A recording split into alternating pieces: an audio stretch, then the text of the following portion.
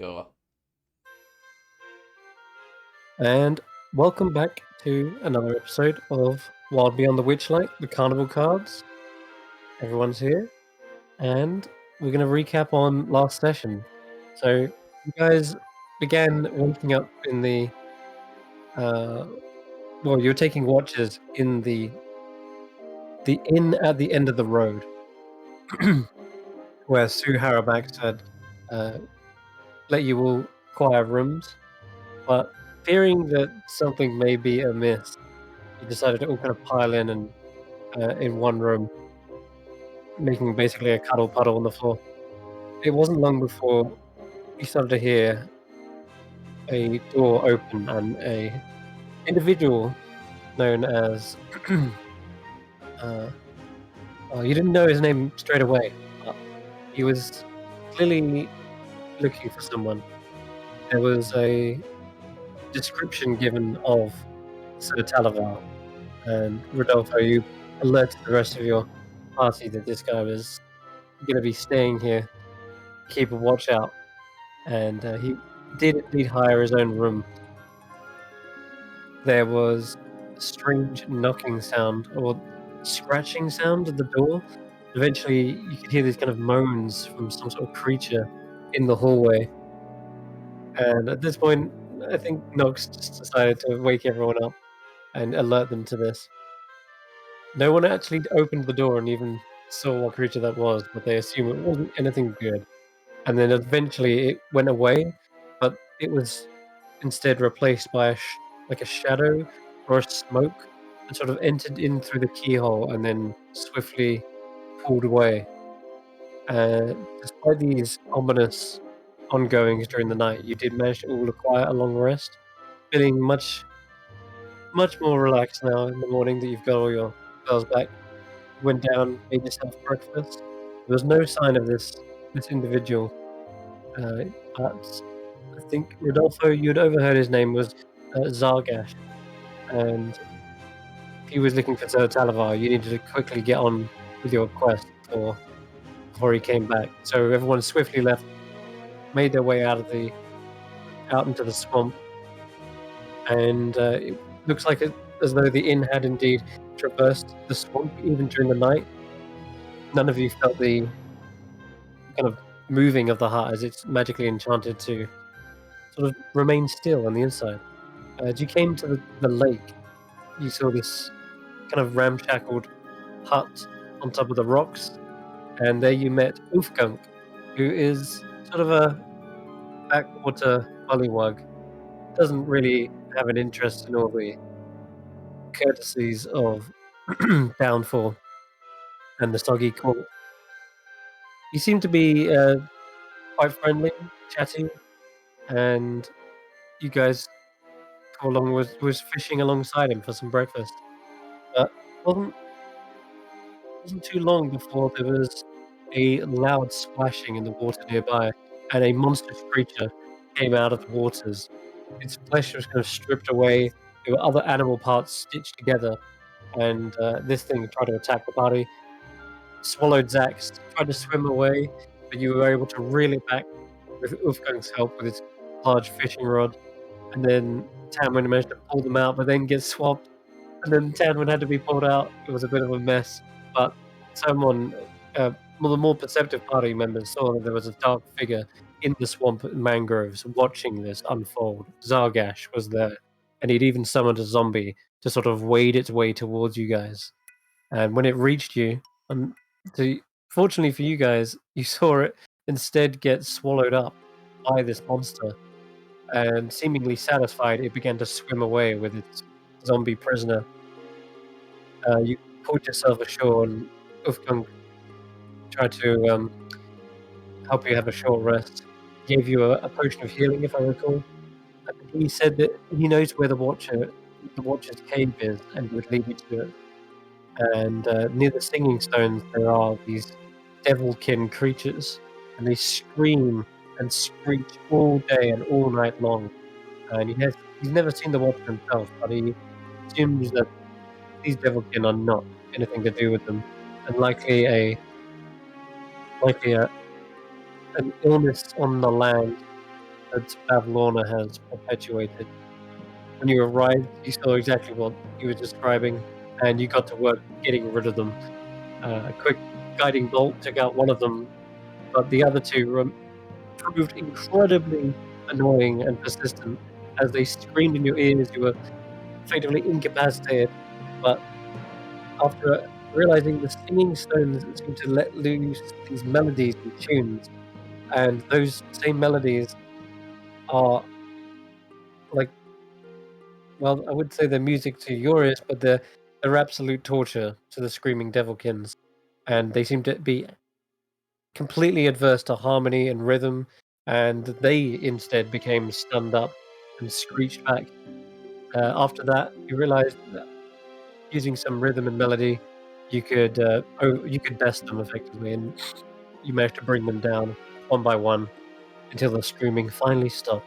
So here you are, sitting silently at this serene lake. This pool is unlike the others in Hither, completely crystal clear. No sign of any kind of corruption. But yeah, the stage is yours. Gunk looking around, looking for some fish. Well, we did the job for you, Gunk. Now you got your whole thing free, right? That's so much better. Thank you. Might come fishing here once in a while. Hmm. Yeah. Maybe if you learn how to play the right tune on this, maybe you'll bring forth lots of fish.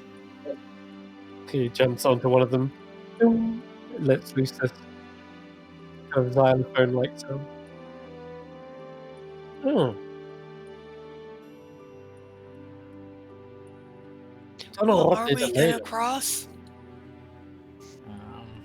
Is this where the Watcher's cave is, or is it further on off Gunk? And this is just.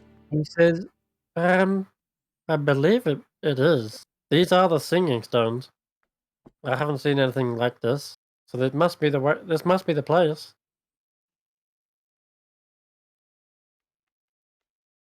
Then I mean, it could be that the screeching kept the Watcher away, so now that they're Yeah. gone, maybe he'll come back. Or maybe we have to play a certain song in order to summon. But what I'm curious about is this hut, because that doesn't look like something those weird things would have built, so I'm wondering if we should go check that out. Maybe there's a clue. I think so. Okay. And it may be just the act of walking on the stones will summon the Watcher. Yeah. What do we know about this Watcher? Just that he lives in a pool and He is an antlered serpent. he has antlered serpent. And Yeah, he has answers. He knows stuff. He has answers for us. Oh, I should be walking. He is supposed to be one of the oldest beings. that's what they say. They say that the Watcher has no true name, and they refer to themselves as they. But they're as old as the oldest denizen of Christmas. Like, they've been here since the beginning, I think.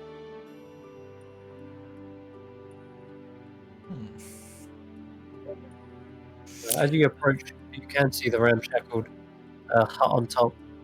It is just a single room. There's these crude beds of moss. Like, what else? Yeah, there seems to be a harp in this, like, sitting on one side of the bed, of this moss bed. It's just sat there. It looks old and it looks rusted as well. You can see it from here, although it's on top of the rock itself, so you'd have to climb up to get to it, but not a problem for you, Tarquin. You just hop up. And yeah, as you're going inside. Go on.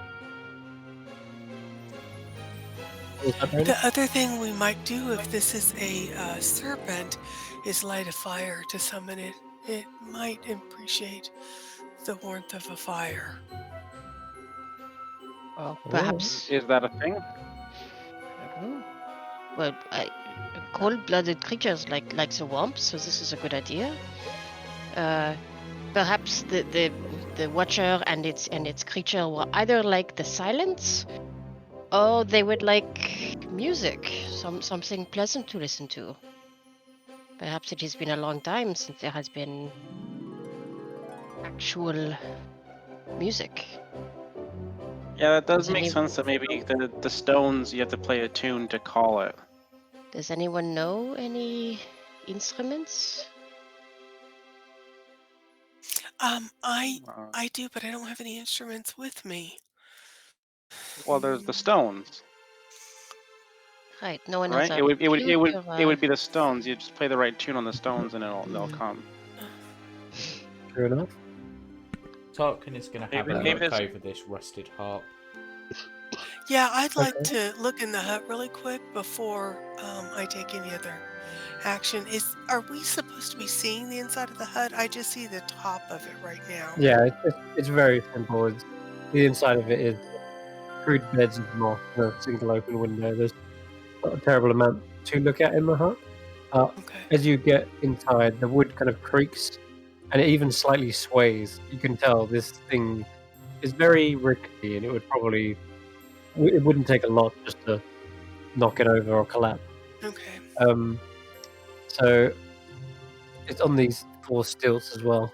So as Tarquin and Tanwen go inside, you can actually hear the wood beginning to audibly groan as the weight of both you are inside. Ooh, Tarquin, you're lighter than me. I'm gonna jump backwards. Right, So Okay. I'm gonna be All right. right outside if you need me. Rodolfo the is just highest- doing a quick walk around the hut to see if there's anything interesting on the outsides. A window to look in, or, there a is a big single sign window. saying, While play you can- Amazing Grace. Yeah, while I'm outside, I'm gonna give Solomon a good berry to help with those hit points. All right, So, Solomon, go ahead and heal 1. All right, inventory. So Where are you? as you get right up to the harp, you can see this thing is quite rusted, looks very old. But you can give me an intelligence check, and you know what, investigation is also good. Yeah.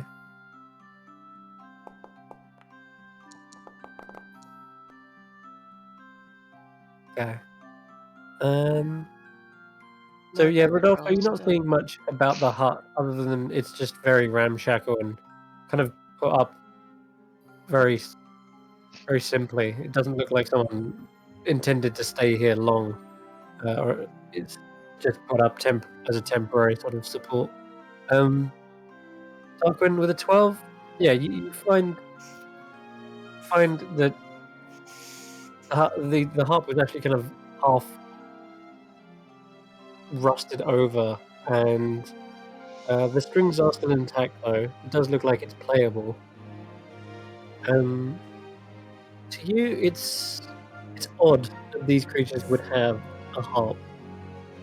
Doesn't make sense. They obviously hated harmony. They hated tunes, rhythm, anything that sounded even remotely like music. Why there would be an actual instrument, you're not sure. It doesn't add up.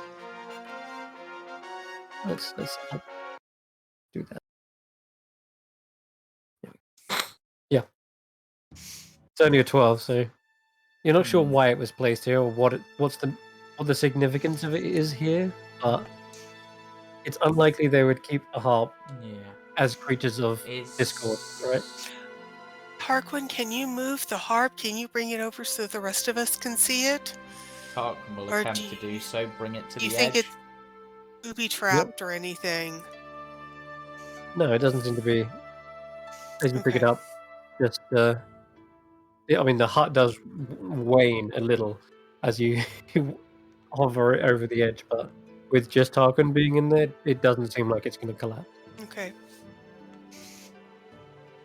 Yeah, the harp, as I mentioned earlier, half of it's kind of rusted over, but it does seem intact.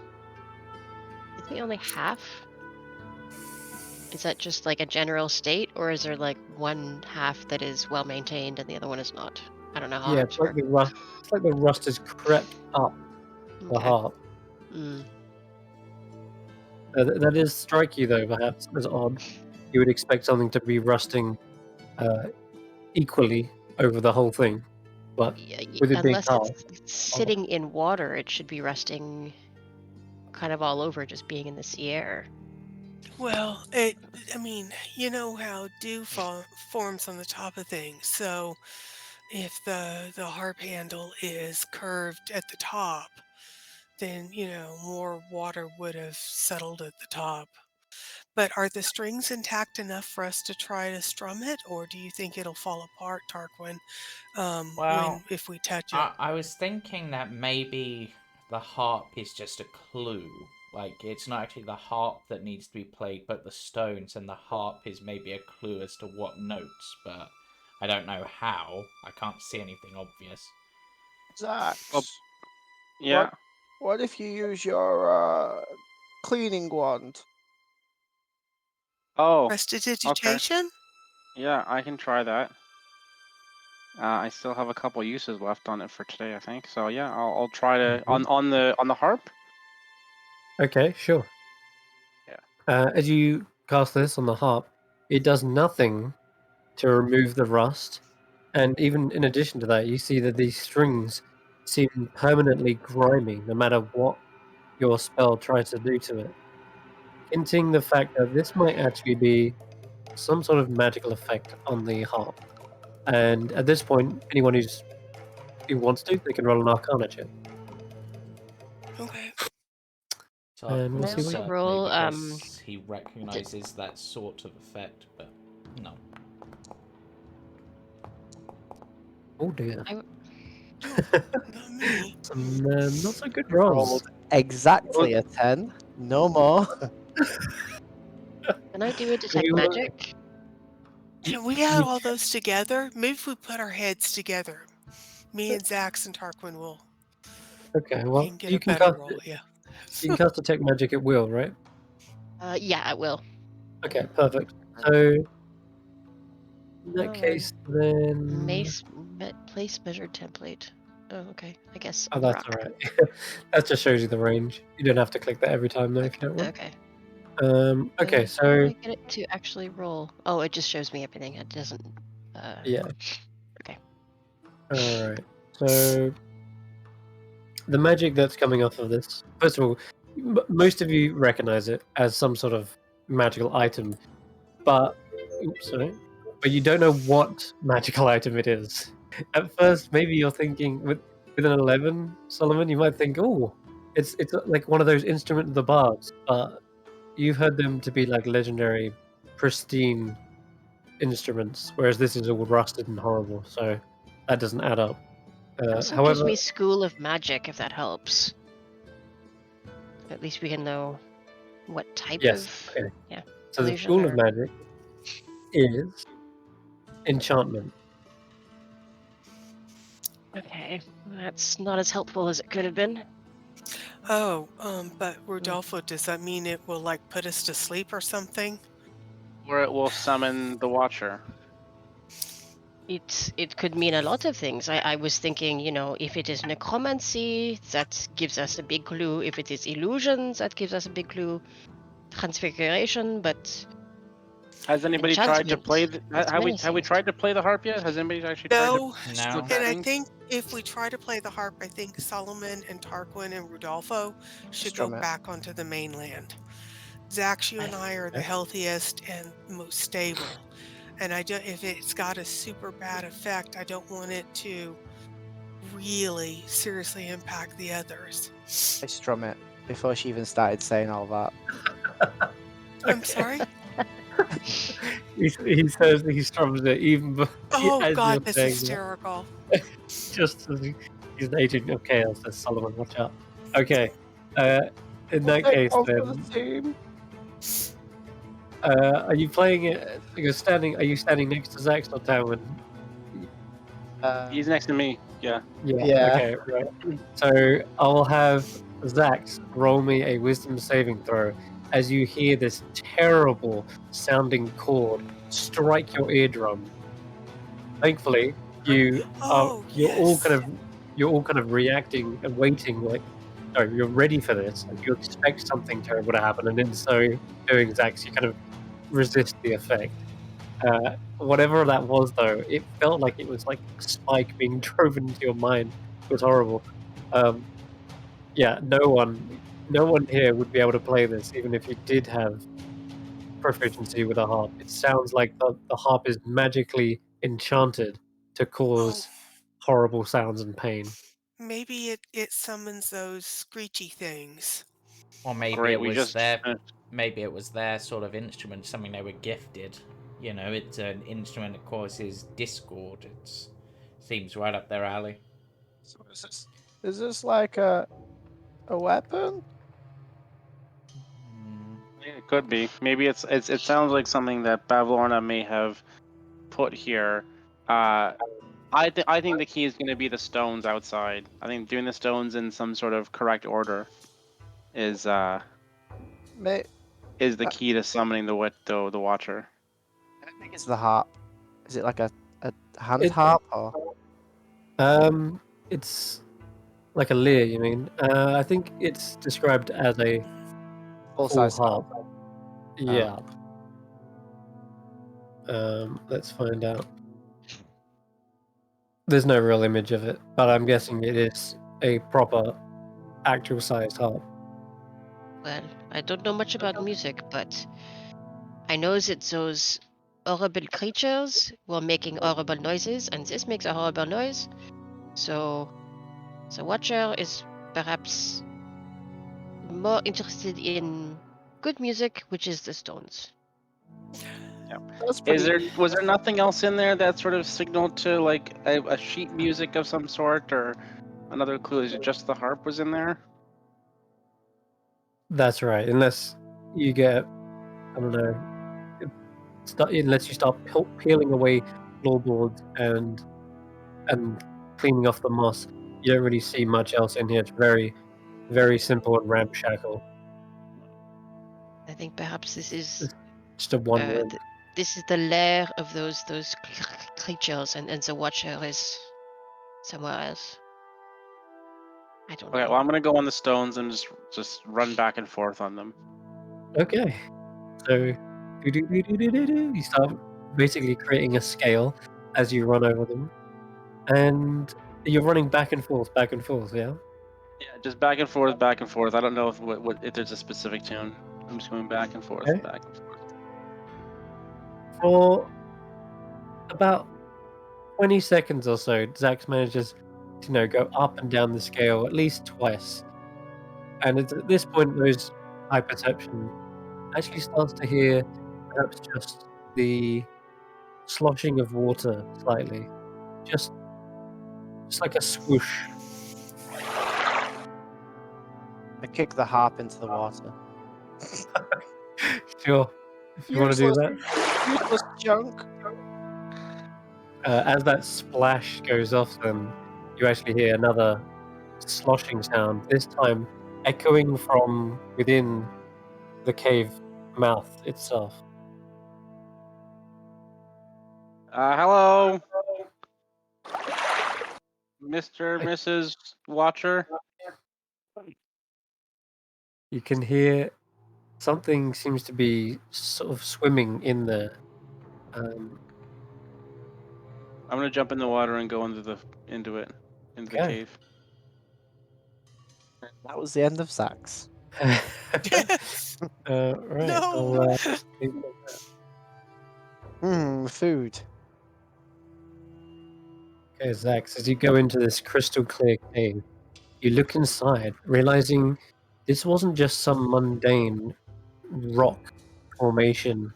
Inside, there is a silvery reflection in the water. The inside of this is moonstone. Oh. I am just sort of staring at it in awe and like there's something here. That's just moonstones everywhere in this place. This looks like it was maybe like a meteorite or something with moonstone inside of it, or perhaps the moonstone on the exterior has all kind of turned to like kind of normal rock, which can happen as water basically leaves sediment. I'm gonna And go to crust. the side of the wall and just sort of put my hand against it. Yeah, you can feel a. In fact, give me a wisdom check. Just straight wisdom, because it's kind of perception based, but not using your physical senses, but more like tapping into it with your mind. You can feel a sense of radiance, purification, and even now you can sense that the water here is being cleansed as a result of this. This is the center fold. This is a special place. This is a magical place. Is there anything else around? Is it just me that's in here? No, you can see now there's more and more splashing of water in the reflected pool. And sure enough, you start to see a set of antlers emerging from the ripples. And Okay. after the antlers appear, you start to see a scaled serpentine-like form with the head of like a moose-like creature and the body of like a long, almost like a dragon serpent. I by this time would have called out Xaxx. Are you okay? I mean, do we need to come in and help? Are you all right? I'm kind of. I'm so taken aback. I can't even hear what Tanwen's saying. Okay. Yeah, it's probably like this inner chiming sound that you can hear as well. Like there's this reverberating chime. It sounds like the singing stones themselves, or just this constant sort of hum. Up to the what I assume is the Watcher. Okay. Hello. The Watcher definitely turns and looks down at you, regards you, and Are you the Watcher? it nods slowly, and then it seems to turn its attention just past you, looking to the cave mouth, and it says, Sarastes, the Watcher, as some call me. From Mother's Ibilna I came to be. Regarding visions, I can see. Ask, and I'll grant you answers 3. Well, I'm not the right person for this. Okay, hold on a second. I'm gonna get the smarter people to come in. Okay. Oh, I have questions, but they're not the right questions. I'm gonna I was swim just out gonna to the say, front. be sure not to Oh, ask any Xaxx. rhetorical or politeness questions, but you just did. Oh dear. Oh, They you didn't wait tell me the next to rules you. before that. I told them I said to wait here. Yeah, they do. Tarquin, Tanwen, maybe you want to come in. The Watcher's in here, but we only have 3 questions that we can ask him. Yeah, I know. I'm gonna defer to Rodolfo and Tarquin. But yes, I would like to see the Watcher. And I'm gonna go back in, and I'm just gonna be sort of trying to connect with the Moonstone. What is this, Xaxx? This is just beautiful. This is part of the moon, or was part of the moon. This is magical. This is special place. So, I thought it was just called that because it looks like the moon. No, it's part of, well, one there it's part of one of the moons. There were. Oh. I'm not sure if you guys know this. There used to be 2 moons in the sky, and one of them has fallen, and this is a piece of that. Oh. do we each get questions, or are we taking the questions of everybody who exists in Hither? Perhaps I it's think going maybe, only one person at a time. Everyone gets 3 questions. That is fair. I don't know if fair would really play into it right now, but Maybe we Yeah. ask the bigger questions first, and then we sort of wind our way down in case we get more questions. Anyway, what? Anyway, I'm gonna let Tanwen and Tarquin take care of this. I need a moment here. Okay. Oh well. Tarquin isn't actually coming into the room because, as he said, he can't swim. He has established that. So he just sort of calls in from the outside. I'm going to ask the obvious one first because it's bugging me. What is an alicorn? The creature does seem to emerge slightly at the mouth of the cave so that you can witness this serpentine-like form.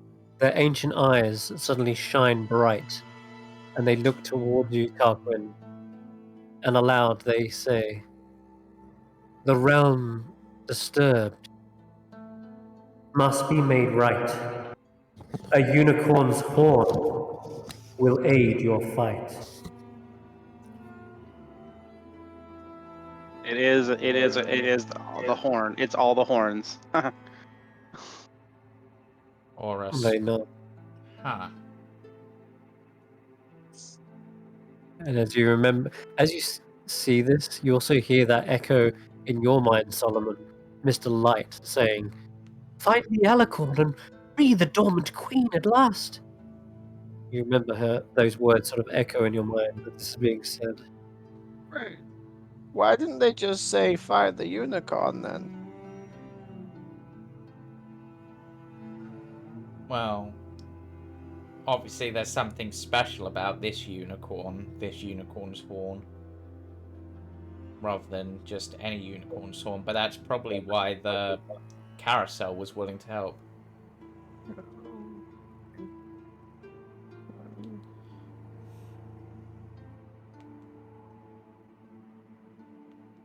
Okay. Maybe we ask how we stop the.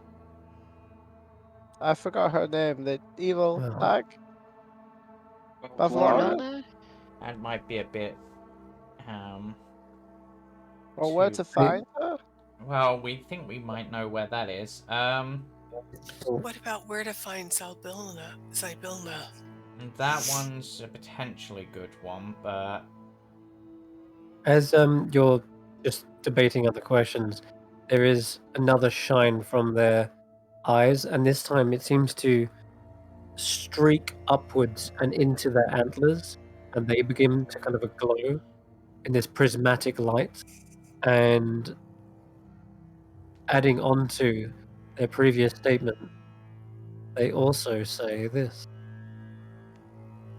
"With antlered birds, the horn now lies, as it was dropped down from the skies." Antlered birds. The fuck are antlered birds? It's at that point their antlers begin to dim down. Almost seems as though there's a connection to these creatures that they understand and are able to ordain.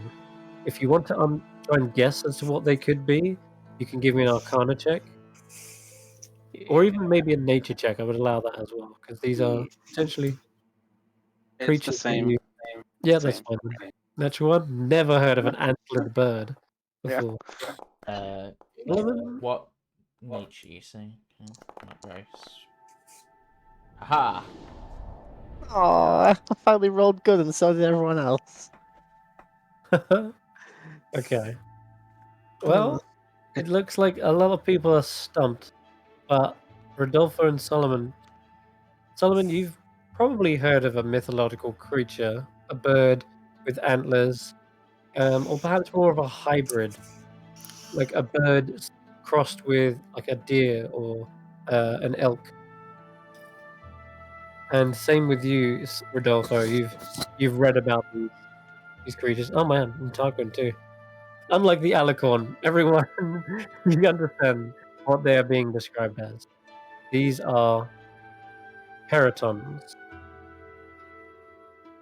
Solomon is just imagining this guy's face and antlers on a tiny little bird body with wings. Rodolfo's trying to think where he knows this story from. If it's just from myth, like, or if it's from any kind of rational source, or you know what I mean? Not rational, but They- accredited Yeah. source. Okay. The source that you got them from is probably somewhere in a grand library, perhaps within the capital city, for all you know. So, when you read this, it wasn't some mystical legend. These are actually well-known creatures that exist in the world of Midra. They are actually monstrosities, in other words, as their classification goes. So they're not just native to the Feywild. They can be as common as an owlbear, but they're perhaps quite territorial, and they're extremely dangerous if you cross them, of course. Do I That know? way. Mhm. Sorry, go ahead. Go ahead. Oh, okay. Going to say that they're as intelligent as humans. Some said that they had foul tempers, but they could also be patient and cunning as well. They would like make detailed plans for hunts and such, and carry them out meticulously. And you remember reading a credible source on this, basically describing their habits and the dangers of encountering one. Yeah, Is there they're any monstrous. indication of if they live like in the mountains, by the ocean, in forests? Okay, yeah, I'll give you General that as habitat? well. With it being a 20, I will say that you understand them being mountain denizens. They usually find the tallest peaks and nest amongst them. They are territorial of the highest peaks. They're probably not going to allow any other creature to get anywhere near those peaks unless it's something bigger than them, like a rock. So, Okay. but I'll yeah, share at this least, information with the others. Yeah. yeah. Okay. You know what they're called? Rodolfo? Or Tarquin? We call them perotons. Hmm. Paradon. Oh. Don't ask Yeah. me how to spell that. They're a Yeah. weird, moody bunch of birds, from what I've heard. They're intelligent, but they can be very dangerous. It would not be easy to. Well, not be easy, even if we could find them, to get them to give us the alargon. I don't know why they would take it. Perhaps they use it in a nest and we can just steal it, or perhaps they are guarding it as some sort of treasure from the skies. I don't know. Or it might be that someone stole it and then it got dropped and they're protecting it to make sure only the right people get it. Before you were Do we- asking, don't look at me. I didn't pass many mountains on my balloon, but we also certainly did not have an alicorn, said Talavar.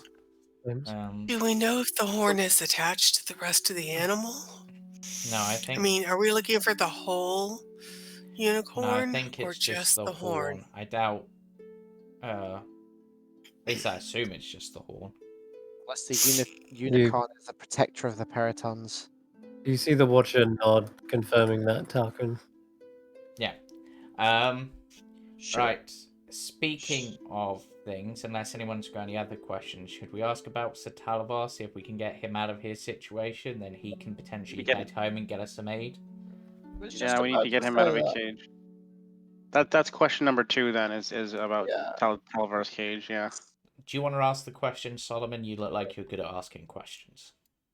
Am I? Yes. That's a good question. Oh. Be careful with rhetorical questions in case they take you literally.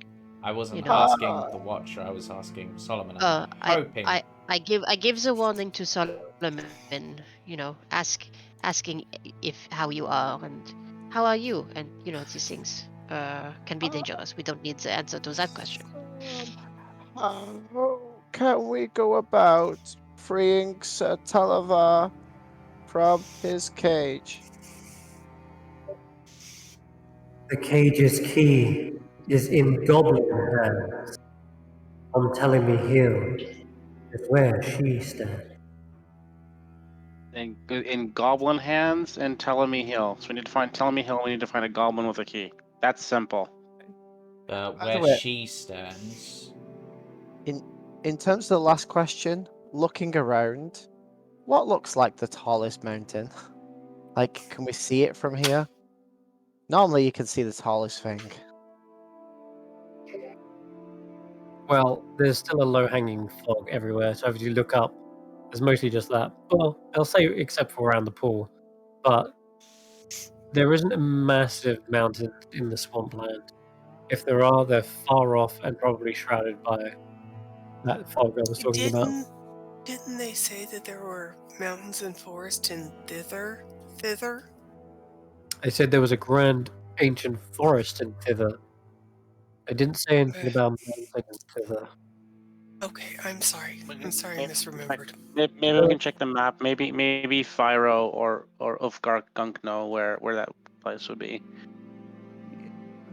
We have a name anyway. We have the name of Telemy Hill, right? That's key. We can ask for directions. Yes. You have actually got Telemy Hill on the map.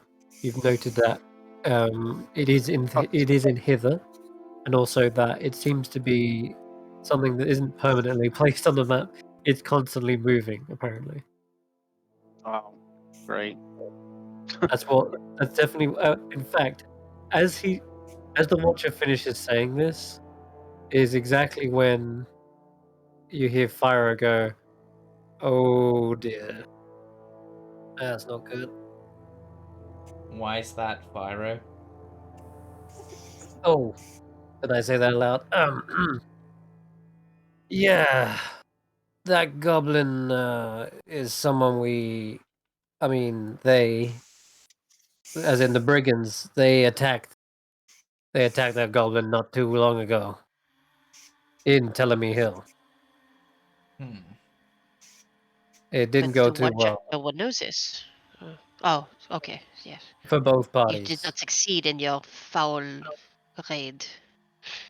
We both came off with some bruises, let's put it that way. I do remember they got something though. They got some of our truffles. It wasn't a big win, let's put it that way. What's it called? A Pyrrhic victory? Yes, the one. Well, that's two questions we got answered now. I He's still not think going to we be. should ask sorry, go about on. Zybil now.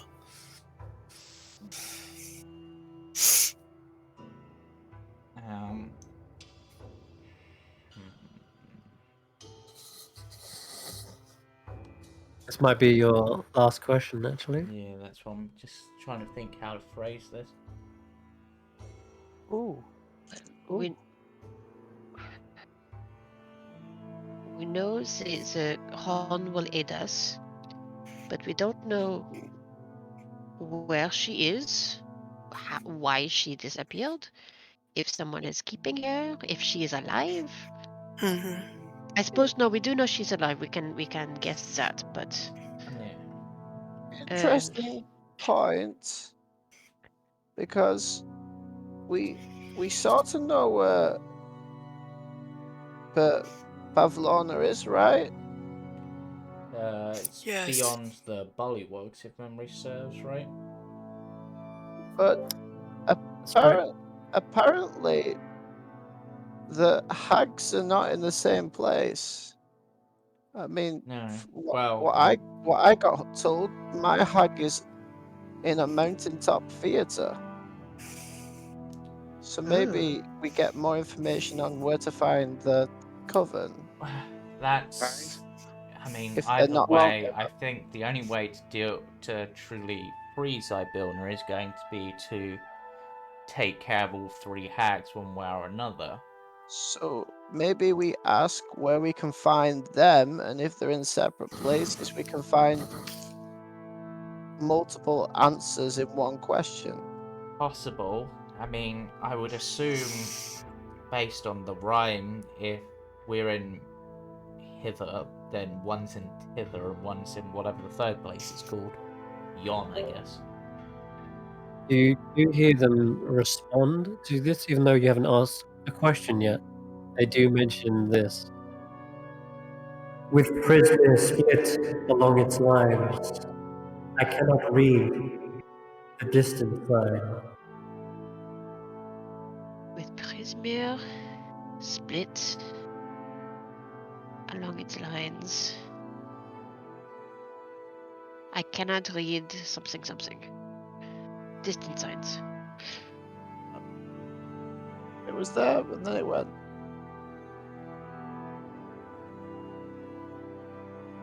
What?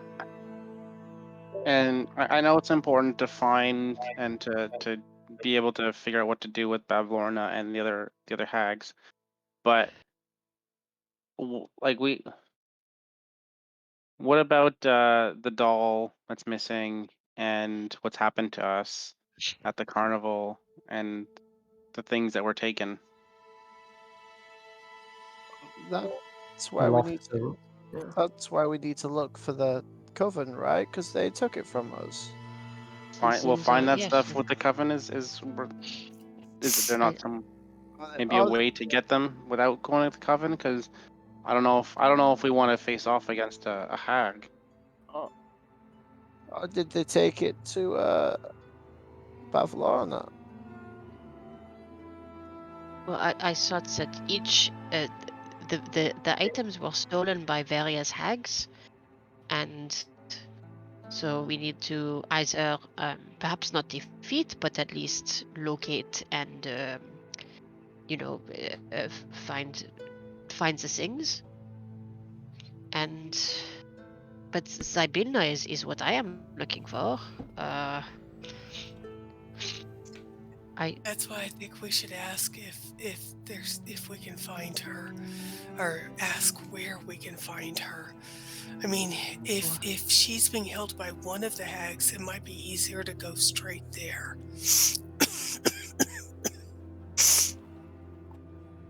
Somehow I do not think any of this would be easy, but that is the question that I would like to ask most of all. But we are all together, so if you wish to know where is the doll. No, I'd rather find a powerful ally. I love Samantha profoundly, but powerful allies right now would be very useful. Well, if they can't see the distant signs, if Zybilna is outside of hither, then they might not be able to tell us where to find them. Apart from that they're outside of hither, which then just narrows it down to 2 other places. Great. Okay, this is an excellent point, Tarquin. I'm glad you are with us. Okay, so we just concerned with Bavlorna right now. How to defeat her, if not to kill. I'm trying to remember the thing, and I swear I had it noted down, but there was something about widdershins in regards to her, right? I will check my notes. I think something about widdershins. Trying widdershins makes them weak, or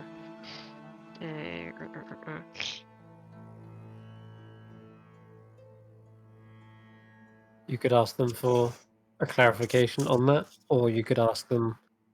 It was something like going around them widdershins will make them weak. And if we can deal with Bavlorna, and she's not at her peak, we might be able to get some answers there about where Zybilna is. So anyway, because obviously if the hags as a coven are responsible for them, for the split and for what if we ask what the what is the goal of the Hourglass Coven? Because so far it just seems like they're just bad guys, but maybe they've got some purpose, some reason, and maybe this is just a means to an end, and like the end isn't necessarily bad, so might be good to know more about what they're doing and why.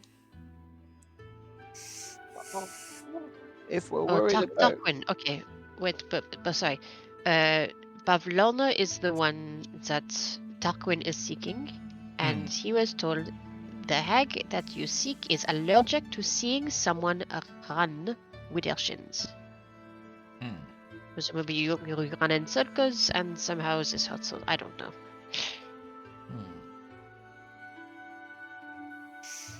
But that leaves many questions still. what about knowing where that weird necromancer guy is in case we need to,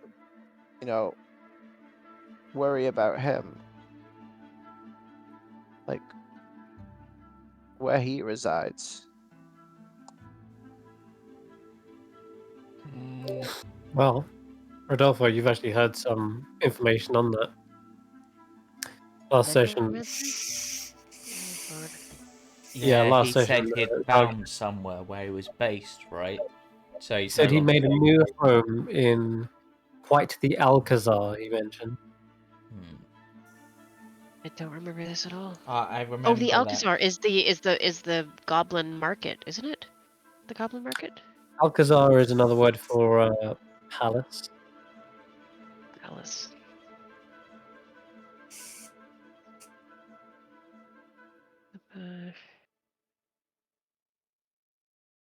Or maybe how we bring I- Prismia back together.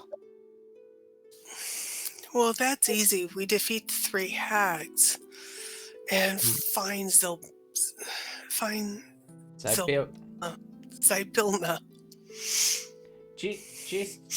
I know this is gonna sound like a weird stretch, but do you think,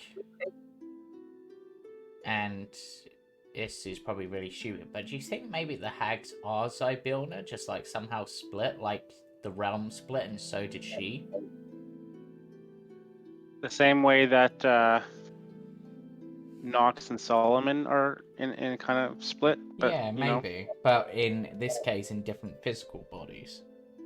So Right. maybe, again, we don't know enough about what the hags are doing. They're stealing precious things, but that's just because those precious things, memories, etc., have value in the Feywild. They must have some rhyme or reason behind it. So I'd like to try to know what that is. Because that might help us deal with Bavlorna, because then we can prepare for what she's trying to do and plan around it. I don't know. Maybe we just ask something simple like, may we all have a moonstone, since it purifies the water. And that way, wherever we go, we can start cleaning up. I have Moonstone already, though. Oh, I like the idea of I take out the amulet that's around my neck. I'm like, this is Moonstone. Oh, it's just that we're inside a bigger version of that. Like, Moonstone's where I get my abilities from.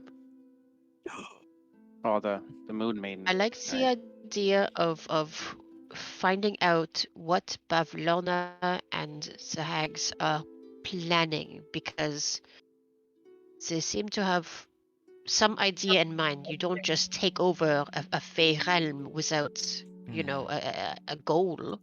Not just for fun, you are doing something. So what is their Yes. Yes. idea? Yeah, let's ask that then. What is the goal of the Hourglass Coven's takeover of Prismia? That probably covers it. While their minds I cannot read, it is my queen They intend to mislead.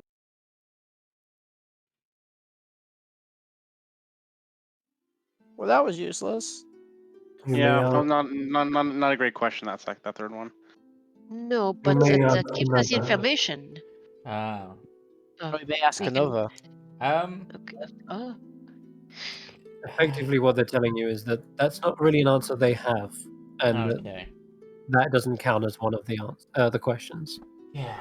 I mean, I'm guessing. Oh, 'cause, like, But then. Yeah, because they didn't, like you said, they didn't give you much information. Then They kind of say that they can't answer that because they can't read their minds. that would. But if they're How did they split it? How did they split Prismia? If we know how they split Prismia, then maybe we can learn how to put it back together. how was Prismia split, Yeah. and how can it be made whole once more? That would count as 2 questions. So Yeah, we don't know. We don't know how the rules play. I look at the Watcher. It's like, Okay. would that question be okay? So they do look down towards you for a moment, and their eyes flash, as this time indicating that they are ordaining something, unlike the previous where they didn't have that. But this time their eyes begin to glow. They are casting some sort of spell to use divination. A question's answer needn't squander. Give me a moment while I ponder. Oh, well, maybe this is a good one then, if they're having to actually really think about it.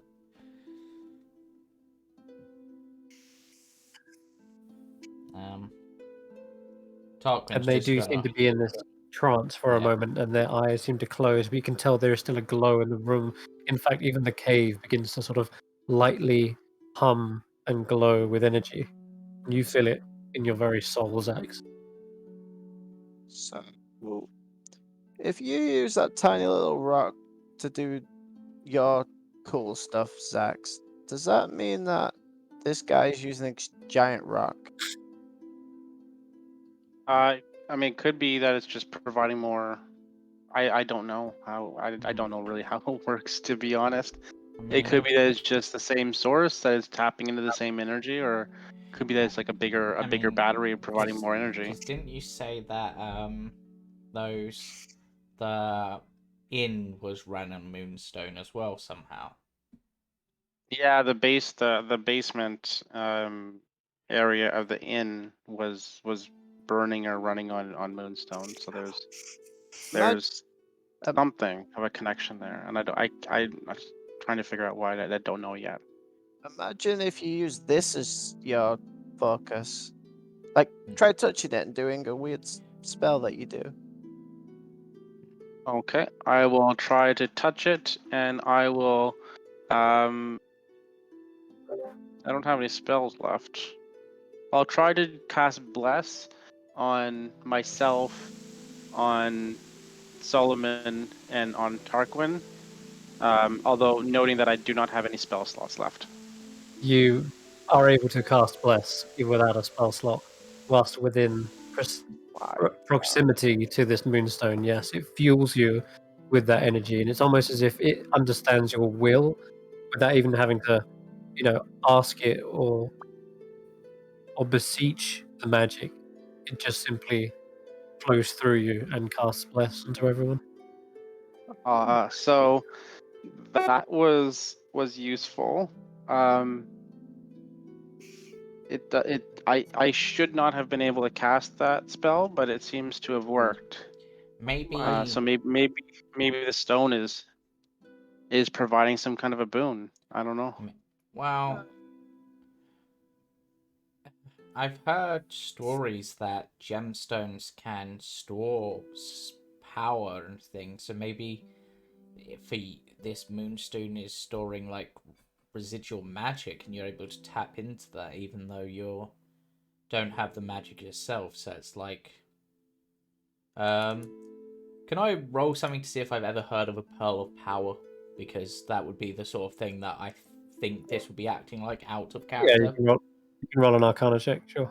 Solomon tries to cast Healing Word to see if it's just Xaxx. I mean, I've heard of such things. There's probably something like that, but honestly, magic not my forte. I throw things, I jump, I juggle. That's kind of It's me. not. Yeah, it's not a pearl of power that you've heard of, but you understand that obviously some objects and creatures can contain power and contain sources of magic stored within them. Yeah. Yes, Solomon tries to use it to cast Healing Word to see if it's just him or just Xaxx because he has his amulet. Yeah, Solomon, you don't feel a connection J- to the Moonstone. If they were using this moonstone in order to power that, and if that was something that was taught to them by the necromancer, do you think it's possible that the necromancer taps into moonstone as well in a similar way to Xaxx? And maybe he's Oh, a I cleric? can't imagine him making those foul beasts and touching something this beautiful and pure. Well, It could be that he's just using it as the power source and is corrupting it. yes. Is after all, is every- Moonstone allied with good and light, or is it neutral? Is it a tool? How can it not be allied with good and light? Don't you Well, feel this? I if mean, it's- it is just beautiful If in it here. comes from the moon supposedly has both a light side and a dark side, like most things. So maybe he uses a dark moonstone or something. Or I'm gonna shadowed swim up moonstone. close. I'm gonna swim up closer to It's- Solomon, touching the moonstone, and try to cast Cure Wounds on Solomon. Oh, yeah, you have healing. You, That- Solomon, you are cured of your wounds. Oh my Mm. god! You For can all of cast. Nice. So you cast Cure Wounds, and then select Don't consume a spell slot. Sorry, you should be able to. Yeah, you should be able to do it. You know how to do it. And if you target him, it'll even actually add the healing to him. That's exactly When you what do I needed. Yeah, you can cast that again if it's. That's exactly what I needed. You need 11. All right. So Yeah. yeah, just So stop just heal yourself. up 11. Perfect. There you go. That's even more. Who's that to? No, that was you. Same thing. Oh, You need to do that for Tarquin and Rodolfo as well, if you can. I I mean- I'm gonna try. Tarquin, I'm gonna. Tarquin Can will you? just Can sort somebody? of Tarquin will just Can sort somebody- of lean over as much as he can. You could reach. 3 heals! Right, Tarquin will perch on like the top of the cave and sort of lean down a hand to the entrance because Okay. that probably will. That'll do. This time, Xaxx, it seems to take longer to reach. About a minute passes before you're finally able to sort of siphon this magic towards you, as it seems like a great deal of it is being reserved for a watcher in their current divination. But after a minute, you do feel it enter into your body and then flow out towards Tarquin. I'm gonna try it one more time on Rodolfo just to make sure we are all sort of everybody's. That's this might have to be the last time. I think I'm tapping too much of the energy that the watcher might need for Okay. themselves. So I'm trying not to be greedy here, but I'm Sure. pretty much feeling fighting fit. There is still a slither, a sort of, if you imagine it like a small stream that does flow through you. However, it's going to take even longer time now. I'll tell you out of game, it's 10 minutes to cast Cure Wounds this time. So it was an action first, and it was a minute, now it's 10 minutes. You get the feeling it will take longer and longer each day, perhaps until maybe this is refreshed by the light of the moon, perhaps, or maybe more mystical means. But either way, during that 10 minutes, it feels like you almost fall into a meditative state like you do when you are in one of the shrines So, Are dedicated we to the standing king. or are we treading will- water? You're treading water here. Tarquin. But not. I'll So, pass that information on to the group, saying it's gonna take longer and longer. This, as much power is in this stone, it's I'm draining it by doing this, and I don't want to drain it anymore. So Hmm. watching the Watcher Xaxx, do while you need this somebody is. to hold you up until the spell's finished? Do you need us to Oh come no, over? spell's done. I'm good. I'm actually good in water, so Yeah. Okay, if you start to feel like you're gonna pass out, please let one of us know so no, we can get your head above water. I'm just gonna hold on to the side here. I'm quite comfortable holding on to this, touching this moonstone, so I'm actually feeling really good. Okay. I am I'm a little worried about what else could be happening since so many bad things have happened to us. So I'm gonna swim out and go stand on the stones just to take a look around and see if I see anything. Okay. Not in the immediate area. There Okay. doesn't seem to be anything nefarious going on. Anyone sneaking up on you, but it's very good to keep an eye on your surroundings and make sure you're not being crept up on whilst Okay. you're all huddled here. So I will actually just have you roll a perception check anyway. Just keep in line with that. Okay. Give me 1 second. While she's doing that, I did try to say that I was watching the Watcher while Xaxx was doing his thing. Did he look like he was straining because of Xaxx doing? No, it doesn't actually. It doesn't seem like there is a tug of war or anything like that going on. They just seem to be very meditative and trance-like. Seems like the power of the moon is one that ebbs and flows peacefully. It's not something that's fought over, you know? So we've asked our 3 questions.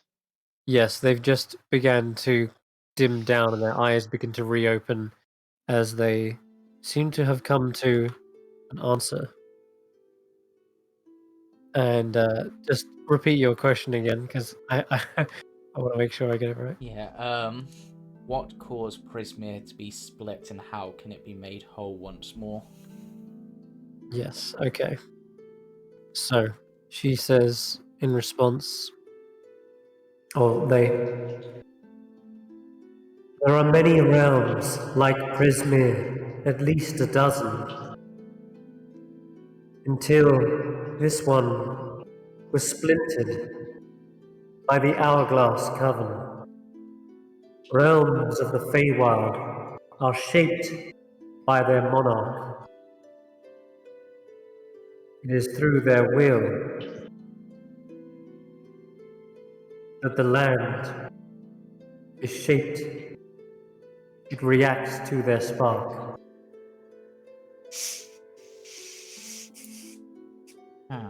I think I might get what they're saying. I think essentially because 3 took over and 3 rule Prismir, it split into 3 because that's their spark, sort of thing, is my guess. And if we put Cybelnum back on, it's one ruling Prismir, so it'd just be whole again. Yeah. And it That's will fix this horrible swamp, which is presumably the seems essence of Bavlorna is a stinky swamp. yes. Right? Yes, it's their essence. Yeah. But what if we freeze out Zybilna and we don't take care of the coven and it splits once more? Maybe Zelbelna can take care of the coven. I mean, she may have just been ambushed, caught off guard. Now that she knows what she's fighting, she may be able to help, but, Or I don't know that we should. has his non-answer said perhaps she was simply misled or tricked. Yeah, that you're right. You're right. A bad deal, right? That's what Yeah, they that tend seems to be what Yes. they do. And a coven always works in groups of 3. So you take away one, you have weakened them all. Hmm. Should we go take on Bavlorna right now? Well, not right now. I mean, most of us who have magic don't have magic. And to be honest, if we go take them on, I imagine looks at Fyro. That if we went to take on Bavlorna right now, we're probably going to get bullywugged and goblined and herringoned, and it wouldn't be a Also, Solomon simple fight got on sorry. fight. As this sentence is ordained, there's also another echo in your mind, exactly the same point in which you step through the portal, except this time you're recalling Witch's words, and the speak of split realms, you hear him again say, "Find the rule of 3. Future, present, past." And you hear that resonating 1, 2, 3 in your mind as they mention covens come in 3s. And you're not sure if this is the Watcher kind of reminding you of this, almost psychically. But as you sort of come out of that brief flash of vision, you do see them looking directly at you. Who? The Watcher. No, I mean looking at who? Oh, you. Oh. They mentioned the witch mentioned the rule of 3 and future, past, and present, whatever that means. But it seems to have a connection to what the discussion is here. There being 3 hags. I But reiterate anyway, that's the group. yeah, okay. I'm also like, I thought 8 was their magic number here, not 3. Color I don't. magic. Well, it depends.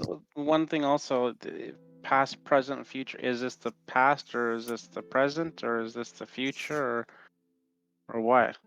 You can never I live mean- in the past. I You're mean- always in the present.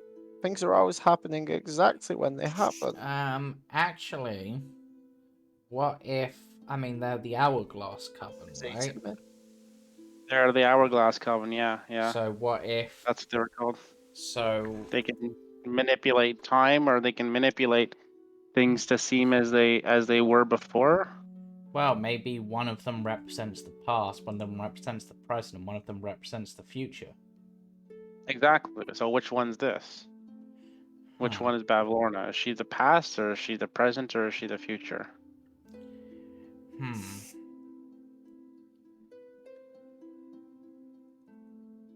Um.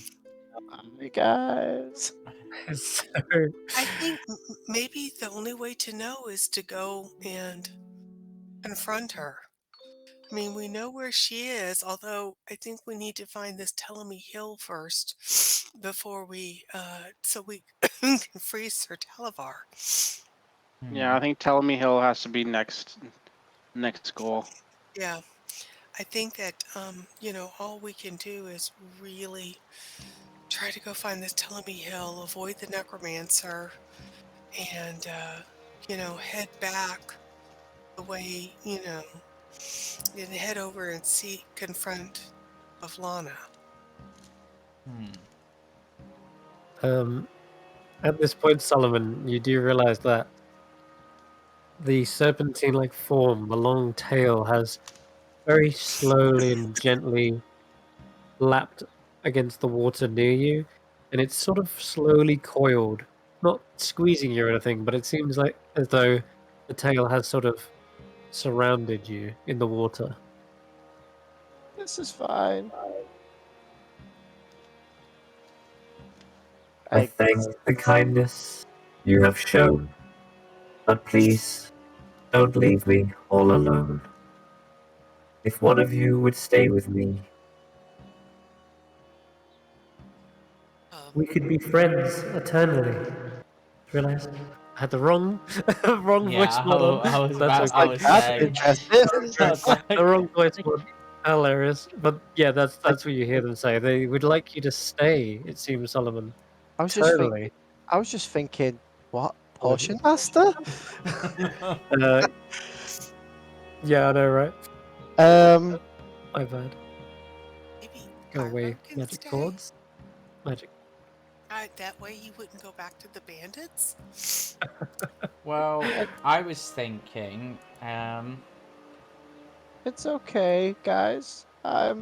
No, you're not staying behind. No, I deserve this. no, you don't. Shut up. It's That, okay. that's just not a punishment. I just hug the tail back. It's like It squeezes around you, hugging you and pulling you closer, and in oh, fact, even swims back 10 feet towards the center of the pool. How about, rather than someone staying forever, what if someone regularly visits? Would that be suitable?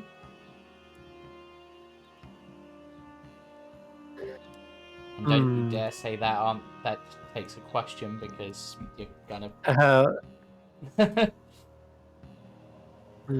Okay, did you say if someone returns?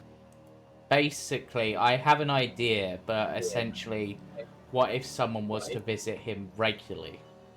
Yeah. They say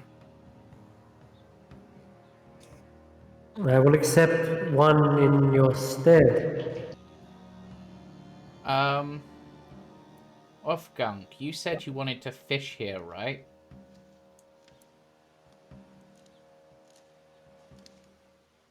And then you may walk your paths ahead. You see Ufgung look around, say, I mean, it is pretty tranquil. I don't mind. Yeah, so, would you But be I okay would to like to get visit... back. Would you be okay to visit the Watcher every now and then? Like, maybe, like, every couple of days or something? I don't know. every day. I mean, it's not that far away. Maybe they can come That's true. I'm not every that day. far. Just come by in the mornings or in the afternoons and chill out for a bit. Right. Yeah. I mean, would that be okay? You like old Ufgung? I like to fish, and I don't mind chatting and talking, keeping company. You see the grip around Solomon does loosen slightly, and you know what? As a result of you asking this, Tarquin, you can make a persuasion check. Okay. I thought I was good at those. I'm thinking of other characters. Because And Wolfgang has actually, said this, do I get advantage? you actually get advantage for a different reason. And I'll tell you the reason. Actually, you've indicated that your goal is to sort of Okay. reunite the realm and put You've actually even mentioned about returning Zybilna to that head. So Yeah. for that reason, you get advantage. Okay, I got a 13. Yeah. Okay. It's not great, but it's not terrible. Okay. They seem to ponder this for a moment, but they do eventually reply and say, I'm sorry our minds don't align, but one of you shall remain mine. and you see them, their eyes kind of glow again. So Gunk was not acceptable? I It think... seems they don't want someone coming regularly, but rather stay here permanently. In the cave. Pyro's looking sheepish as well. He's like backing away slowly I before you look guys at get the Pyro, I'm idea. just like... Pyro! What? Look, I thought I was sticking with you guys, right? I'm like one of the team. Was that wasn't that what you said? I mean, that's not what I said, but... no, Solomon, with you, we're right, best buds? yeah, we're reforming him.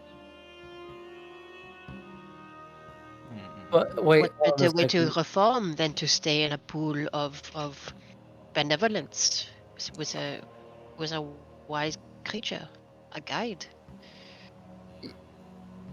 You think? I'm willing to stay. Well, No, Why I'm don't we sorry, all Xaxx, just we stay? can't lose you. I'm down to 8 arrows. I'm gonna be a princess in need of rescuing soon. So, I'll stay. We need Rodolfo. We need to No, fix Solomon and Xaxx. You'll need Tarquin, and Oh hell no, I'm not So, staying anyway. Even if you'd have to force me. This place is But so tranquil. We could all stay. like the coven, we are a group that must not be split. Our power would be lost if we cannot leave someone behind. Uh, It's not Wolfgang just says, about arrows, Tanwen. There is more uh, to use than arrows. I know, but we need to get Sir Talavar free, and Fyro to reputable people, and somebody's got to be a big damn hero, and I guess it'll be me. And because I I, really, y'all cannot be split. I mean, to be uh, honest, if anyone should stay behind, even though I hated it, should be me, because after this whole thing is done, I've got nowhere back to go back to. So I have nowhere to I, go back to either. And this cave is literally made out of moonstone. Rodolfo goes. This is more a Will home speak for me than any of directly you. to the. It's gonna speak. It's the serpent that's talking, right? That's wanting a companion. that's right, yes. Yeah. So he's gonna speak directly to the companion and point out Fyro, and say, "This creature may be in need of a friend such as yourself. He needs healing and guidance, and wisdom and vision. Hmm. Can we trust you to? We can leave him here. You can take him if you will undertake to look after the safety of his body and his soul. Is this agreeable to you?" They nod, and you feel a calming sensation across the waves and ripples of the water. It's almost as the waters goes completely still for just a moment. And then as that happens, there's a sense of peace and tranquility here. That he Okay. wouldn't get into And any trouble, effectively. yeah, and Rodolfo is gonna cast Charm Person on Fyro. Okay. All right. So they have to make a Wisdom saving throw. They fail. You're nominating me? Is this is this what's happening? Uh, I'll say, you cannot go 'Cause to the brigands. They will string you up for having survived among the enemy. You cannot go to anyone else. There is nowhere safe for you. This is the safest place to be, and these people, they will teach you how to be a good person, how to live a fulfilled life. okay, what? Just answer me one question. Where are you heading next? We're Filmy Hill? going to, Telemy Hill. Shit. Okay. All right. Well, I can't go there either.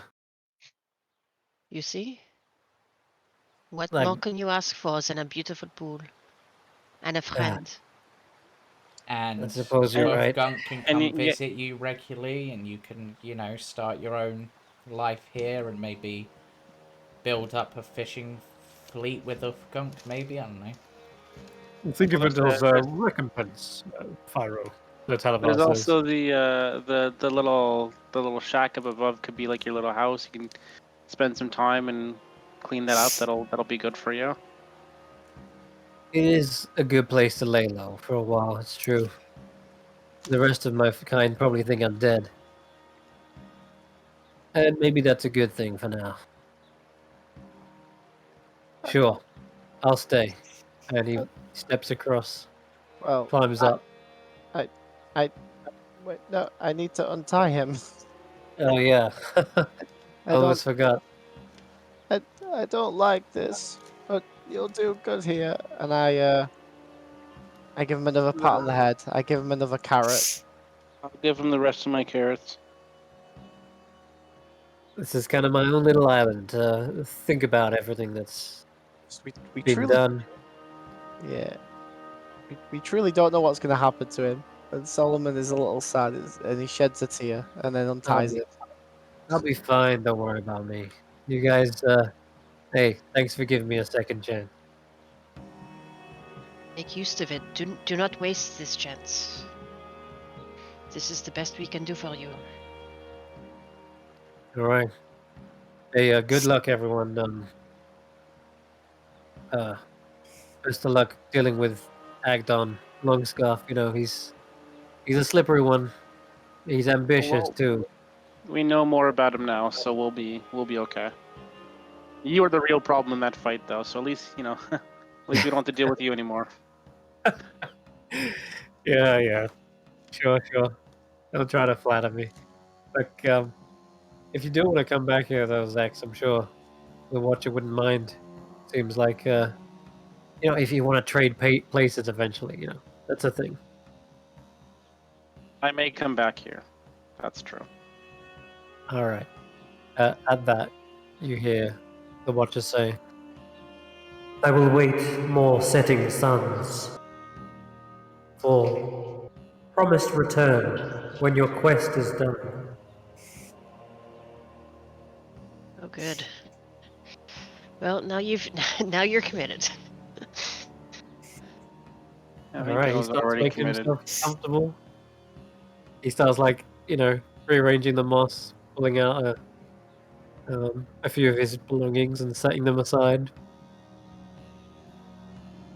And he sits into a cross-legged position and gives you all a nod and a little wave from the shack at the top. Meanwhile, the Watcher begins to slowly sink away into the waters. Watcher, before you go, why do I They- feel a connection to this place? Do you know? They look Besides up the moonstone, and why then do I feel comfortable here?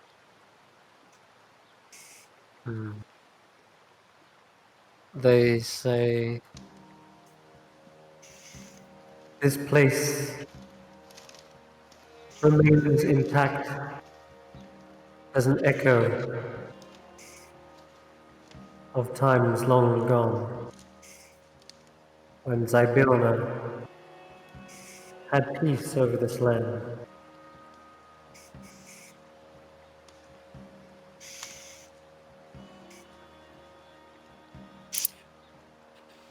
But the Do we, moonstone, the moonstone also offers a peace. An entity within has a soothing soul. if we find a pebble on the beach of the Moonstone, are we allowed to take it with us, or must everything remain here? uh, Reciprocity, okay. Tanwen. Yeah, that's why I'm asking. I You don't need know if to a leave pebble something laying else. on a beach, if that's It is something we can as, take. it is as Xaxx says. If you intend to take, leave something by the shoreline in its stead. Okay. Thank you for answering that question. And Faro, I'm gonna miss you, dude. Even if you were very annoying. Thanks. I'm gonna miss not getting punched in the face by you guys. Or tied up, or held hostage, or interrogated. No, I'm just kidding. You guys are great. Go on, get out of here before the Watcher changes their mind. They definitely had a thing for Solomon. Don't know what that was about.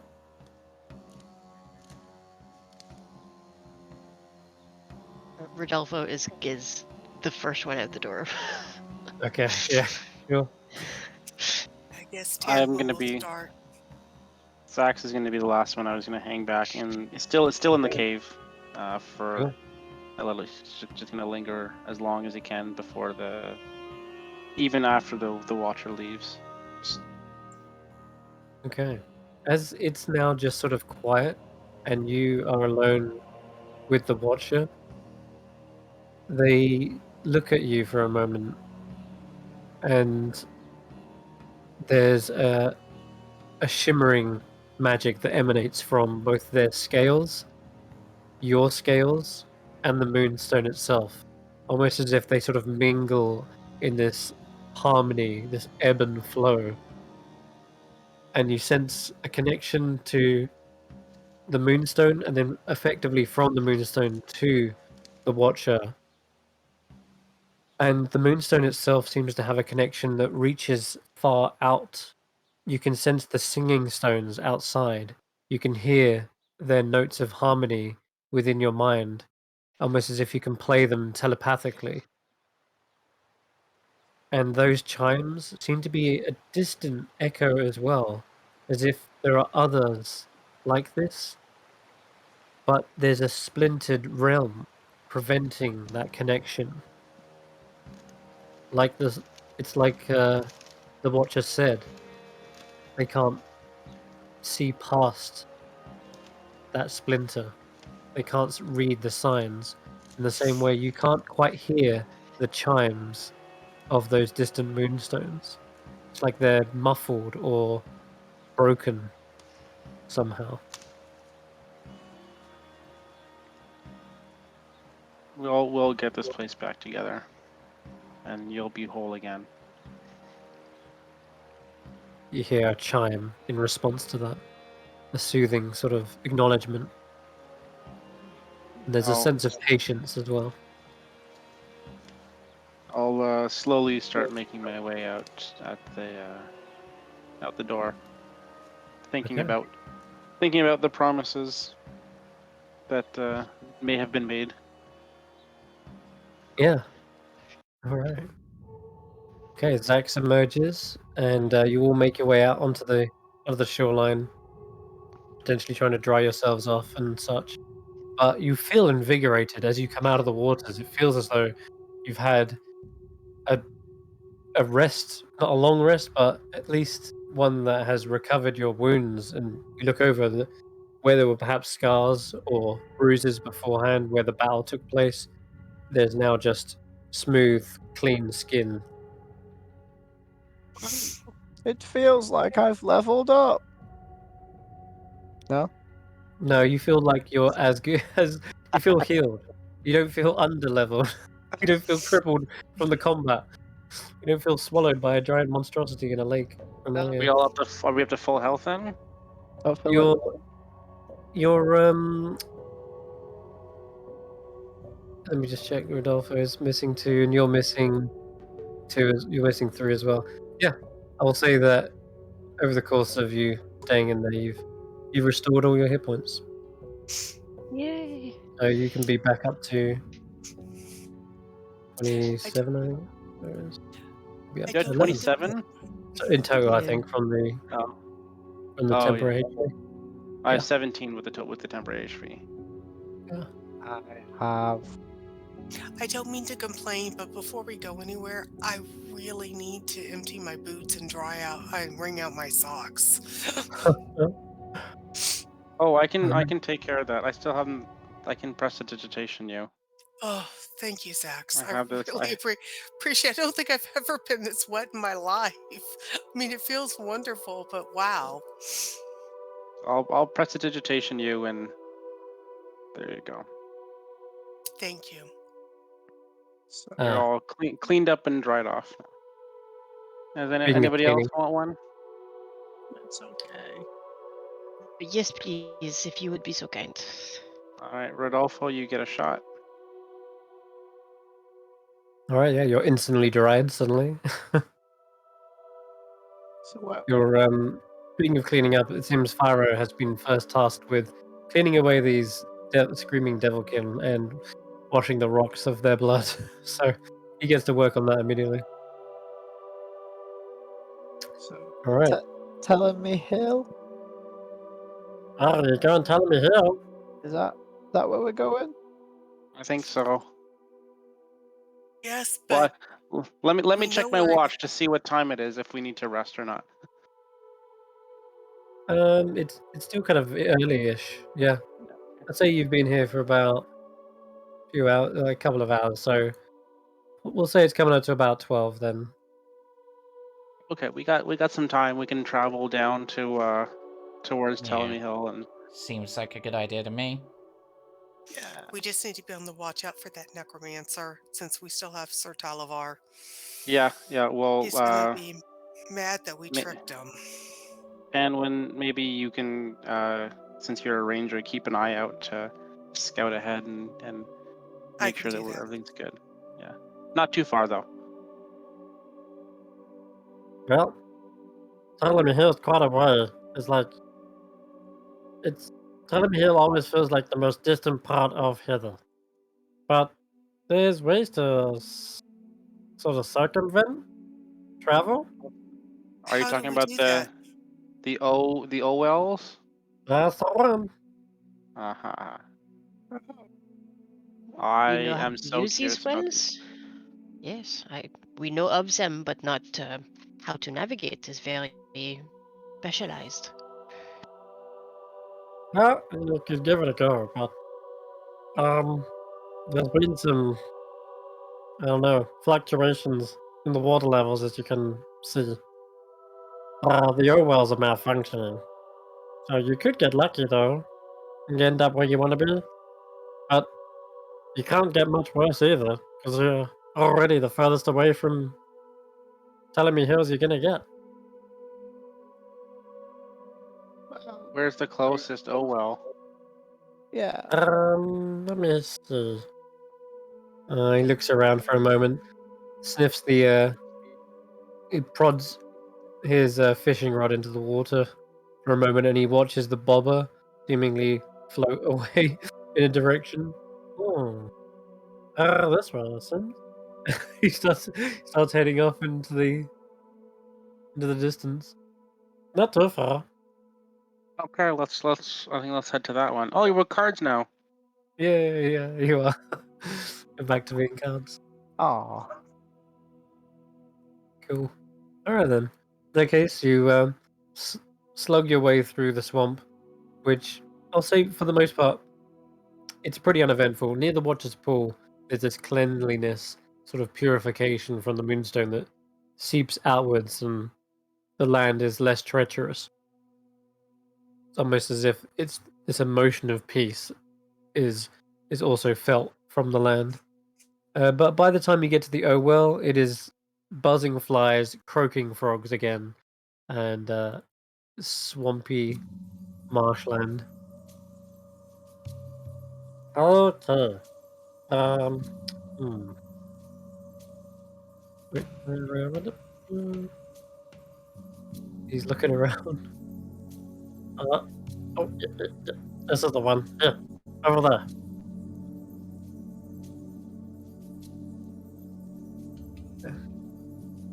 Oh, there. How do we use the O well to travel?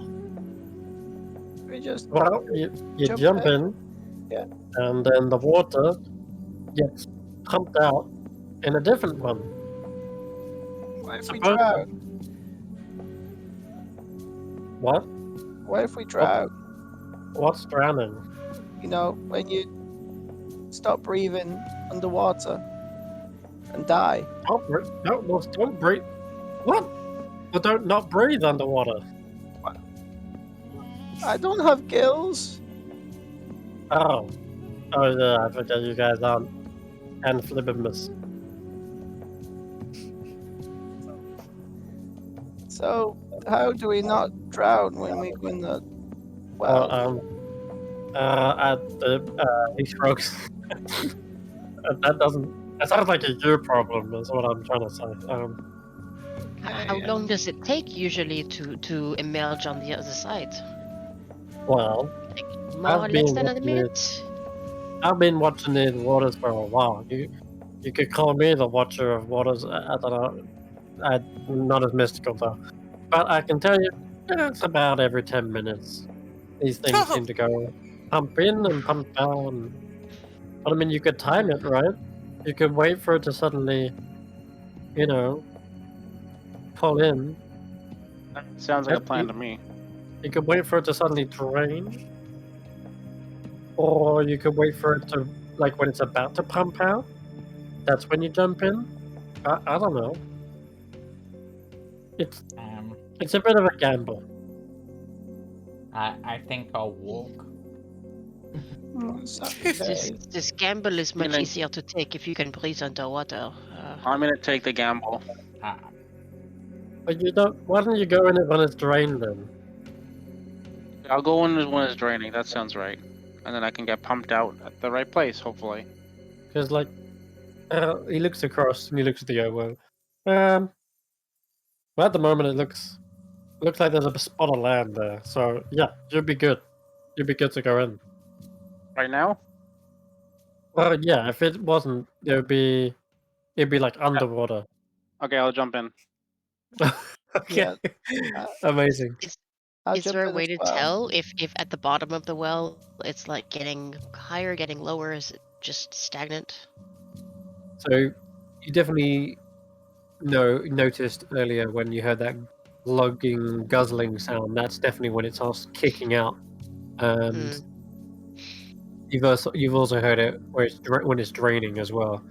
At the moment, it doesn't seem to be making either of those noises, so it's in a stationary sort of position. So, But- Solomon grabs onto Xaxx's feet as he dives in. Okay, And, brilliant. and dives in with him because, for all we know, this well could just split us all off into different directions. True. Probably hang you on want to each jump other. in. Okay, Okay, then. and then before I get to those two, what are the rest of you doing?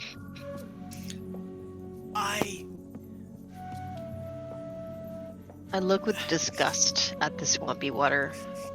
I don't think it was a good idea to get in, but I don't want to get a split.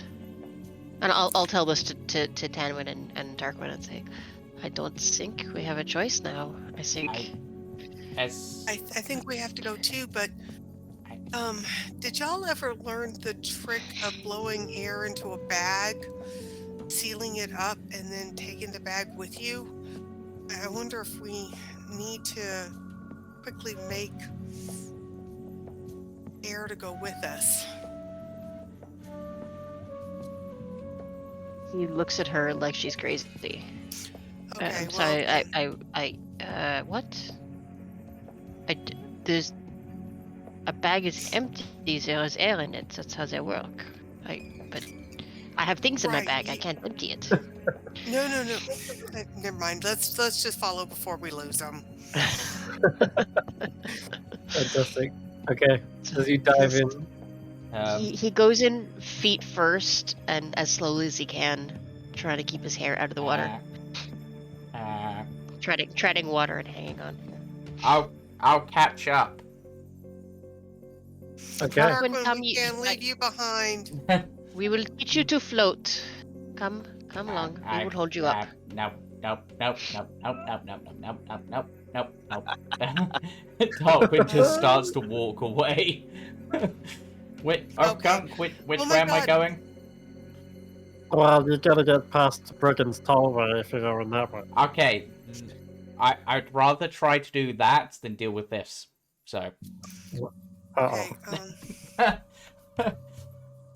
I'll see you in 3 Rodolfo, episodes. yeah. Rodolfo, should we hit him over the head, knock him unconscious, and get him in here?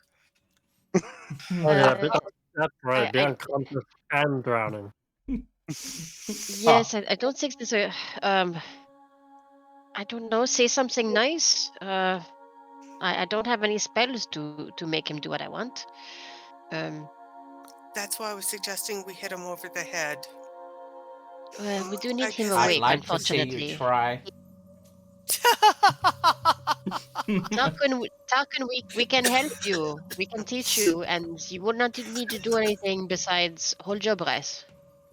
Tarquin just sort of looks at the water, hears that, and goes, "Well, that's problem number one. I have a very small lung capacity." Yes, all of us do. And on the other side of it, Xaxx will make your fur all fluffy again. So it won't be that bad. You know, you have to learn to swim sooner or later. All children do this. Well, You're trying to think of like arguments. To as say. I said, I would rather deal with that entire horde of horrible Harengon than have to deal with the water. So I'm just gonna go that way, and I'll meet you there. By yourself? No, no, I'll deal with it by Tarquin, myself if I can. I'll do it. I'll no, find a way. Tarquin. There is a no, higher no, chance of me dealing with every single one of them in a fight than there is of me going into this pool. Water is the substance of life. Yes, if it's in a cup. Okay, we're gonna lose the ability to shoot out wherever we're supposed to go if we don't go We soon. don't even know if it is going to take us where we want to go. It's a ridiculous gamble that isn't needed. Think of the well as a big cup. Wolfgang, can you push him or lasso him into the thing? You No. Well, I mean, yes. I could do this. And he starts reeling the fishing rod back and tries to hook it onto the back of your collar to pull you back. So you can give me enough acrobatics check.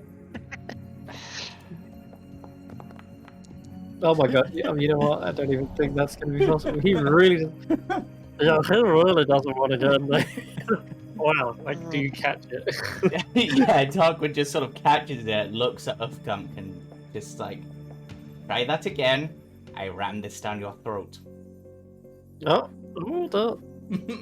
And then he just I'm puts gonna it hop down. off now. He seems thoroughly intimidated. I'm gonna go back to my pond. Good Yes, luck, guys. enjoy your fishing, but no fishing for me. You did a gamble. Or are we deep in the well? Like, I'll say, and the last thing he says, I will say it's a gamble, yes, but you're still more likely to get closer than you are further away. That's all I'll say, right? Anyway, Wolfgang out. And he quickly hopped and... farewell. Yep. Oh, Tarquin. good luck with the mutiny. Yeah, I'm gonna roll Tarquin a wisdom saving throw. Purely for myself. Tarquin sort of looks, considers things, and goes, you know what? And he's just gonna hit himself full power in the face to knock himself out. Oh no! Tarquin, oh god. Because if anyone's gonna punch him in the face and knock him out, he'll do it himself. Because he knows how to hit. Nobody else does. I'm gonna climb out, grab Tarquin, throw him over my shoulder, go back to the well, hold my breath, and dive in. Amazing.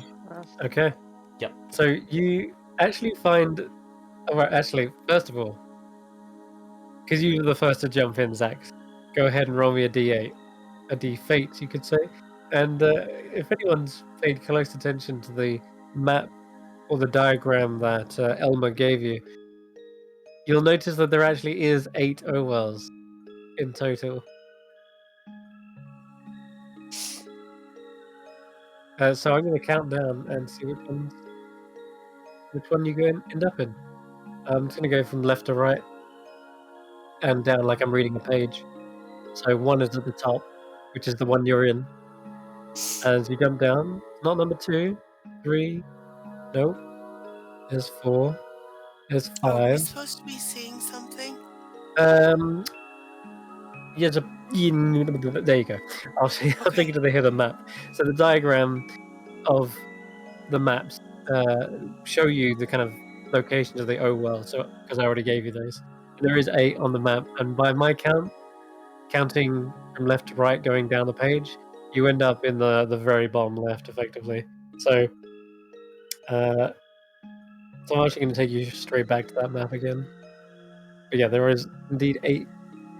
So you definitely get closer, and you bypass the Brigands' Tollway.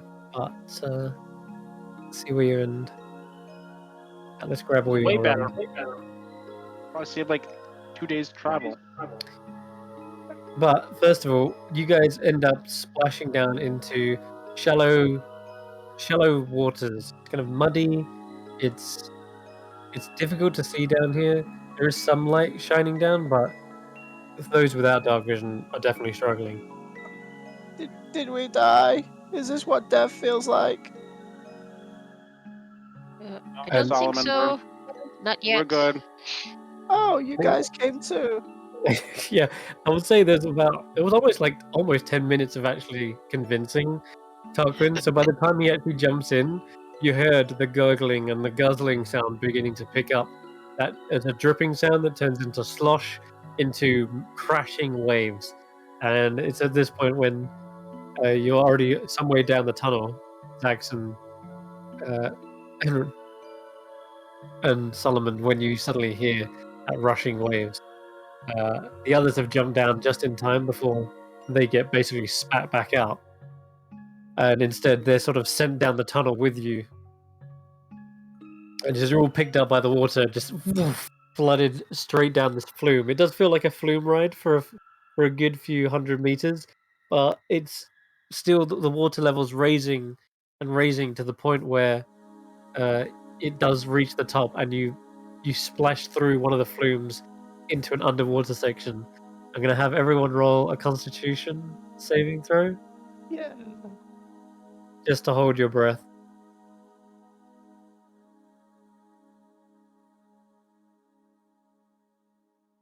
It was almost good.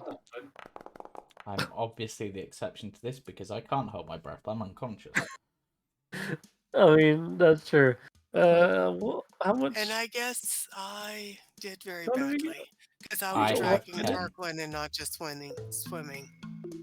Oh my. I'm gonna use my lucky feet and re-roll.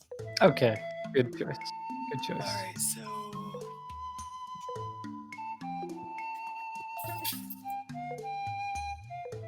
Thankfully, it looks like Tarquin unwittingly helped the group by refusing not to go until the last second. You've actually timed it perfectly, so that the water floods through and spits you out on the other side without having to go underwater and just swim the way. Seems like you're just being spat out rather than doing the work for you. So, unfortunately, though, Tarquin, you're unconscious during this, so you wake up sputtering and spitting water out because you do come to when you're spat out and you land effectively like face first into the water, splat. The others, they make a more maybe graceful swim to the surface. And when you didn't get any in your nostrils or any in your lungs at all. In fact, you're breathing quite well. Let's see who else did pretty bad. Xaxx, yeah, unfortunately, you've got probably one of the highest cons, and you are able to hold your breath for a longer time. But this sort of the spiraling underwater, the way you're kind of tossed around and then spat out, effectively during that time, it wears on your body quite considerably, and you suffer a level of exhaustion. So you can mark that on your sheet in the top left of the character sheet. It should be a little smiley face. There you go, mark it as 1. So you have disadvantage on skill checks going forward. As you come to, you're like spitting up this stagnant water that you can taste it at the back of your throat. There's gunk all in your nostrils, in your ears. It's horrible. And as for Tarquin, I'm going to say that, yeah, you were unconscious. So I'm going to say it was a pretty rough ride for you. You're going to have 2 levels of exhaustion. Yep, I accept that. I mean, he did Okay. knock himself unconscious specifically. It's like, Yeah, exactly. It was a rough ride. Tarquin, you're caked in mud from head to toe. But you have made it somewhere, seemingly. As you look around, more perceptive ones can actually see Slanty Tower from here, just peeking over the fog. And you're closer That's to where the that. moon is. Yeah, it would be. It's quite a ways off, we'll say. But you can see it in the distance. Whereas you couldn't see it at all from where you were in the previous world. In addition to that 6 also was also a roll for the random table to see where you effectively end up. So with this giant splashing sound going on, and you guys coughing and sputtering up, seems to have alerted something nearby. And it's through the mist, you can see several figures change their direction and begin to approach you They're whatever they are. They're incredibly tall. They seem to be almost hunched over, and they're just peering through the fog now. Let's see, there they are. Oh, look. There we go. Cool. These figures appear to be treading the water, but they don't seem to be slowed down by it. They seem to be coming in single file towards you. And as they approach, they sort of begin to fan out. And they're looking down at you at this point, you realize, as they have all got these incredibly long stilts that they are suspended on. Oh, it's like my stilts. It's exactly like your stilts. They just seem to be staring at you. The fog still seems to be hanging around them, but as they're close enough to sort of make out their stilts, you also would recognize that they have these large baskets on their back, and it seems as though they have eggs inside of them. It looks like eggs. Other than that, they're wearing these patchwork rags and furs. And yeah, the eggs are of different sizes and colors. Hi. Are you farming, collecting eggs? Farming? Are you? Hi. Hi. Are you guys okay? You guys just doing your own thing? They seem to sort of regard you for a moment, and it's hard to make out their faces. They seem to be, you're not sure whether they're beads or some sort of mask over their face, but you can faintly see a red tint of skin beneath them. They gesture to their backs, where the eggs are, and they say, "You're collecting eggs. This is our harvest." That's for what reason? Are you trading them, eating them? Is this your food? It is our business. Would you be willing to trade for one of the eggs? They seem to look at each other for a moment. I have some rations here. It's like food as well. One of them begins to squelch forward through the mud and looks down at you. And are you presenting the rations? Yeah. I'll trade you some of these as much rations as you think is fair for one of the eggs. That is actually a welcome change. We've had nothing but eggs for the past few weeks. And he starts reaching out into the back, and he picks out just a random egg, nothing in particular. It's a slightly larger one than the others, probably a light yellow-like color, and he hands it to you in exchange for the rations.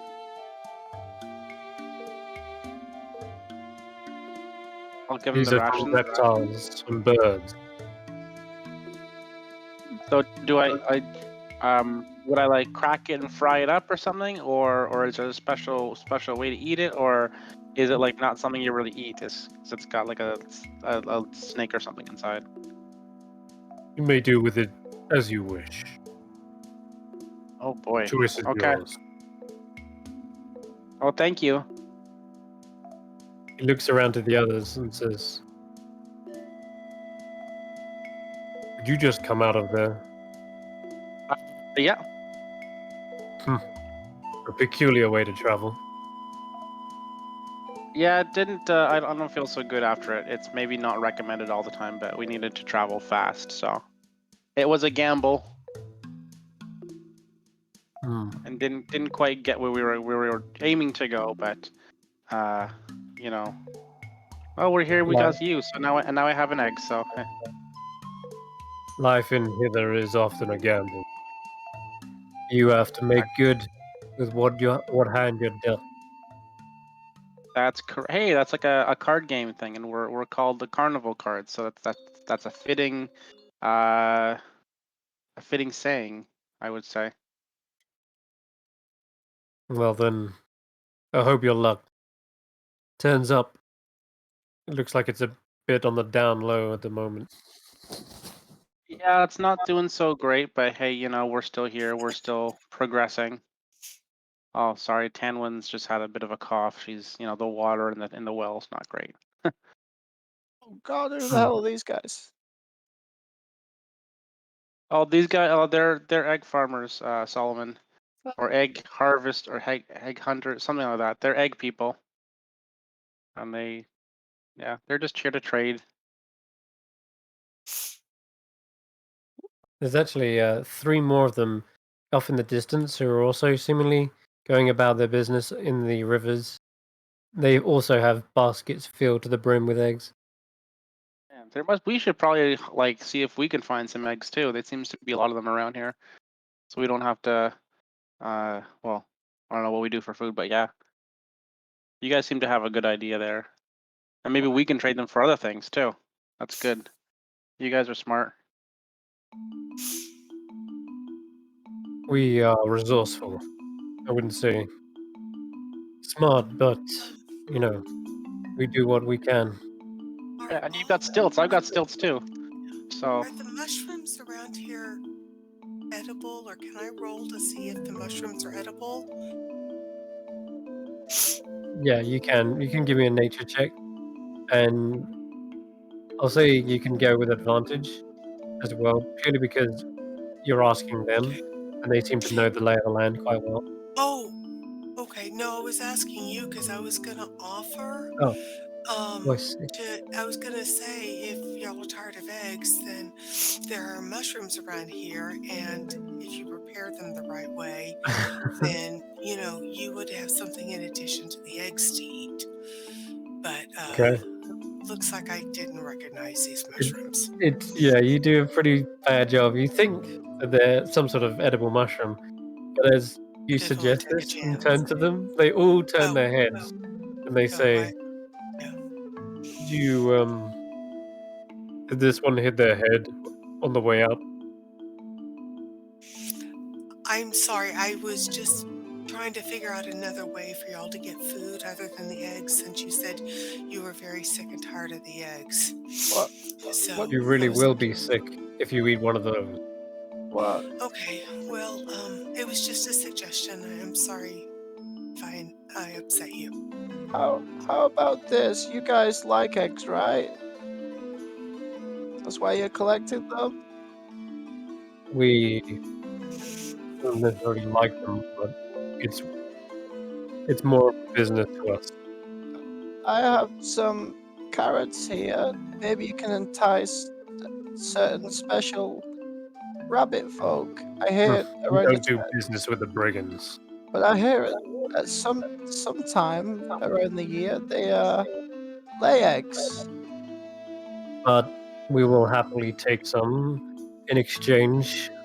And I've not heard of this egg-laying rabbit before, but at least this will make do as payment for their toll. Yeah. I give him my last 2 carrots that I kept. That was Last 2 carrots, okay. They trade you 2 eggs. It's like a yeah. speckled blue one and a cracked orange one. I'm gonna nurture these bitches. I'm gonna eat them. No. Okay. Yeah, you've almost got a full breakfast at this point. But they don't seem to be sticking around for very long. They just seemed curious as to what you was doing. But they do seem to sort of meander around and start But to group back up. before you go, do you know the direction to Telemy Hill? Hmm. Let's see. Telling me Hill was. It woke up in the morning over there, and he points with one stilt, yawned, and then began a stroll, their morning stroll over that way. And he points another stilt in the eastern direction. Follow the footsteps. Well, less of a footstep and more of a smear. What? He said, What is Telemy Hill? It's a hill. I mean, it doesn't sound like a hill. They said like. "You tell me." I mean, what does it look like so we know it when we see it? Hmm. Is it like a Say- giant turtle? Is it a snake with a hill on its back? You know, we've seen some It's weird a- stuff. It's a silvery green blanketed slope, and a craggy ridge marks the top of it. There, you'll see it by the dozens of enormous willow trees that dot its hillside. If you want to find it, though, follow the smell of sweet-smelling fruit, and follow the drag lines. That sounds like a plan.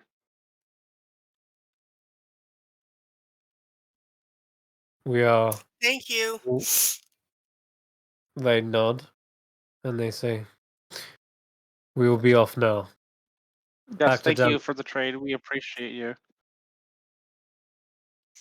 They nod and turn around. Their furs kind of just covering the entire backs of their body. But as you see them all kind of gather up, you can start to see some of them have got like their ankles and hands showing, and again, there's more of this reddish humanoid skin showing underneath. And yeah, it's anyone's guess as to what they are under there, but well, someone might know a red-skinned humanoid. They sound familiar. Yep. Maybe they're tieflings. They were speaking in common, but no, you can roll an insight check if you wanted. Yeah. Well, this automatically roll at disadvantage now that I'm at disadvantage. No, it. Oh, I did roll a disadvantage, don't I? Yeah, for exhaustion. So 15. 15 is still not bad. And 16? Yeah. Yeah, okay. They seem quite organized and resourceful in the way they operate. They're not that charismatic, but they seem to, know how to live off the land. And they all form up into file and rank. And this is the biggest tell. When they all form up and begin to march back, and you saw them going in single file as well. And they seem to almost march as they're slugging their way through the swamp on their stilts. They have this kind of almost militant like structure to them and form. And being red-skinned and militant, they can only be one thing. Yep, they're hobgoblins, correct. Well, they were nice hobgoblins. Um, They gave us eggs. you haven't seen any bugbears about, have you? Oh yeah, we're looking for a bugbear.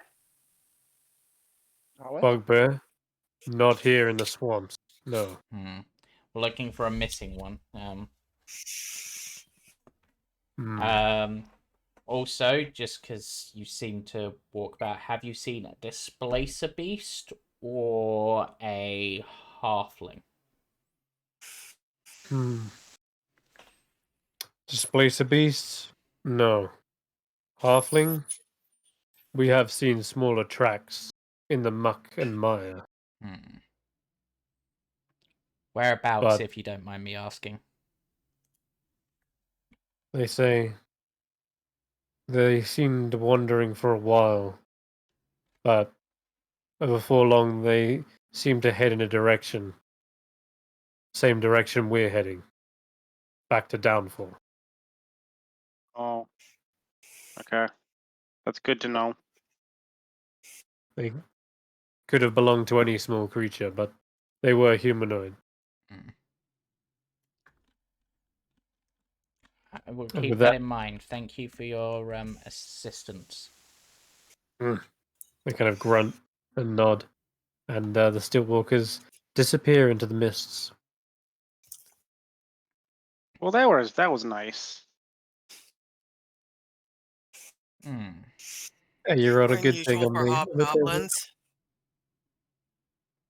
Oh, well, Sir Talavar speaks up. Oftentimes, your environment is a big factor on how they operate. If this was a war-torn land, I'm sure there would be dangerous mercenaries.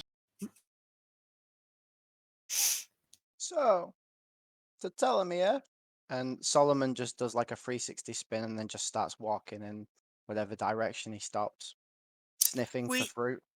Okay, yeah. Yeah, right. smell. Aren't we Follow your supposed to nose. go east? I'm gonna put my stilts on and start smelling for fresh fruit. Okay. Yes, you look around for a direction of east. You're realizing, Sir Talavar can't help but giggle to himself. Meanwhile, as you actually begin to smell, you can give me perception checks, or these don't have to be relying on smell either. They can be on sight. How do you Uh, get disadvantage? Is it control or something? It should be control. Yeah. There you go. That worked. Oh, Cool. not great. Okay. I rolled a Solomon, D8. your nose has not failed you yet. It is indeed a sweet smelling fruit on the air that brings your attention in this direction. It's east on the map, but nonetheless, it's it's going in this direction. This is the scent you find. You get closer and closer, and before long, as everyone's seemingly kind of scattered about, you spot this strange sort of drag line through the dirt. It's massive, though. It's almost as if the river has been reshaped, and you can see this muddy smear all across the ground. It's actually upturned it as well, almost as if it's been like, what's the word? Towed, what's the word? Tilled, that's the one. Almost like the land has been tilled by it. It's the land's been towed. Yeah. It's just this massive smear of mud, and it stretches on a long while as well. Been tilled and told. Yeah. Okay, so you can Yeah. follow that if you want. See? Just gotta believe you're going in the right direction. After the boat thing, I trust your instincts. Is Ufgunk Of course, really go ahead. with us still? No, that was an image actually you see suddenly floating away in the river. Okay. It sort of dissolves away as you see Ufgunk return back to his home. And you see him kick his feet up and put a fishing line into the water. And then Okay. that little echo of whatever that was seemingly dissolves in the water. Okay. Thank Maybe you. maybe we should check the water now and then in case Upgunk gets ganked by the necromancer. Ufgunk gang. Oh yeah, maybe we should. Okay, well, let's take a quick. But I don't mean now, but like soon. Oh yeah, Hmm. okay. We just left him. He's probably still fine. Yeah, he's far away. Plus, the necromancer's not looking for him, so I'll probably leave him alone. Yeah, but we were last at his abode when we told the necromancer that the thing he was looking for wasn't there. So I hope the necromancer would have believed us and moved on. So, Okay. are we gonna start walking east, or does anybody need to stop for a short rest before we go on, or what should we do? I'm at full hit points, and a long rest is the only thing that could really do any good for me. So I'm okay to move on for now. I'm just a little stacked from the pipe dream we had, the pipe trip. Would have been easier just to walk. It would not have been easier. It would have been slower. Would have been easier. Wouldn't have had Would have to. been much slower. Meh. I'm thinking about how many things we'd have to fight on the way. So. All right. just As as well. you make your way towards the sweet smell of fruit, and you're following these strange drag lines through the mud, you can roll another d8. Let's leave this up to Solomon this time, as you're the one leading the party. So, go ahead. Yeah. Let's have a look. Where we go?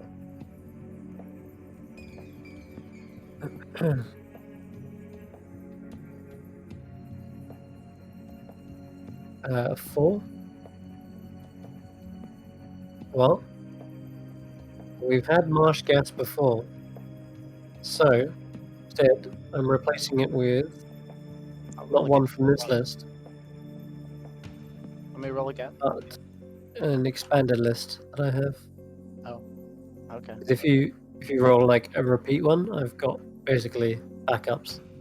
Okay, so then as you're going through, finding the sweet smell of fruit, actually kind of a pleasant change from the usual stagnant water, you can actually hear the sound of creaking up ahead, like metal. It seems to echo out as you're ascending sort of a slope, and there seems to be a drier patch, or we shall say, of land that's above the kind of muck and mire. But yeah, you just hear this kind of sort of creaking metal noise.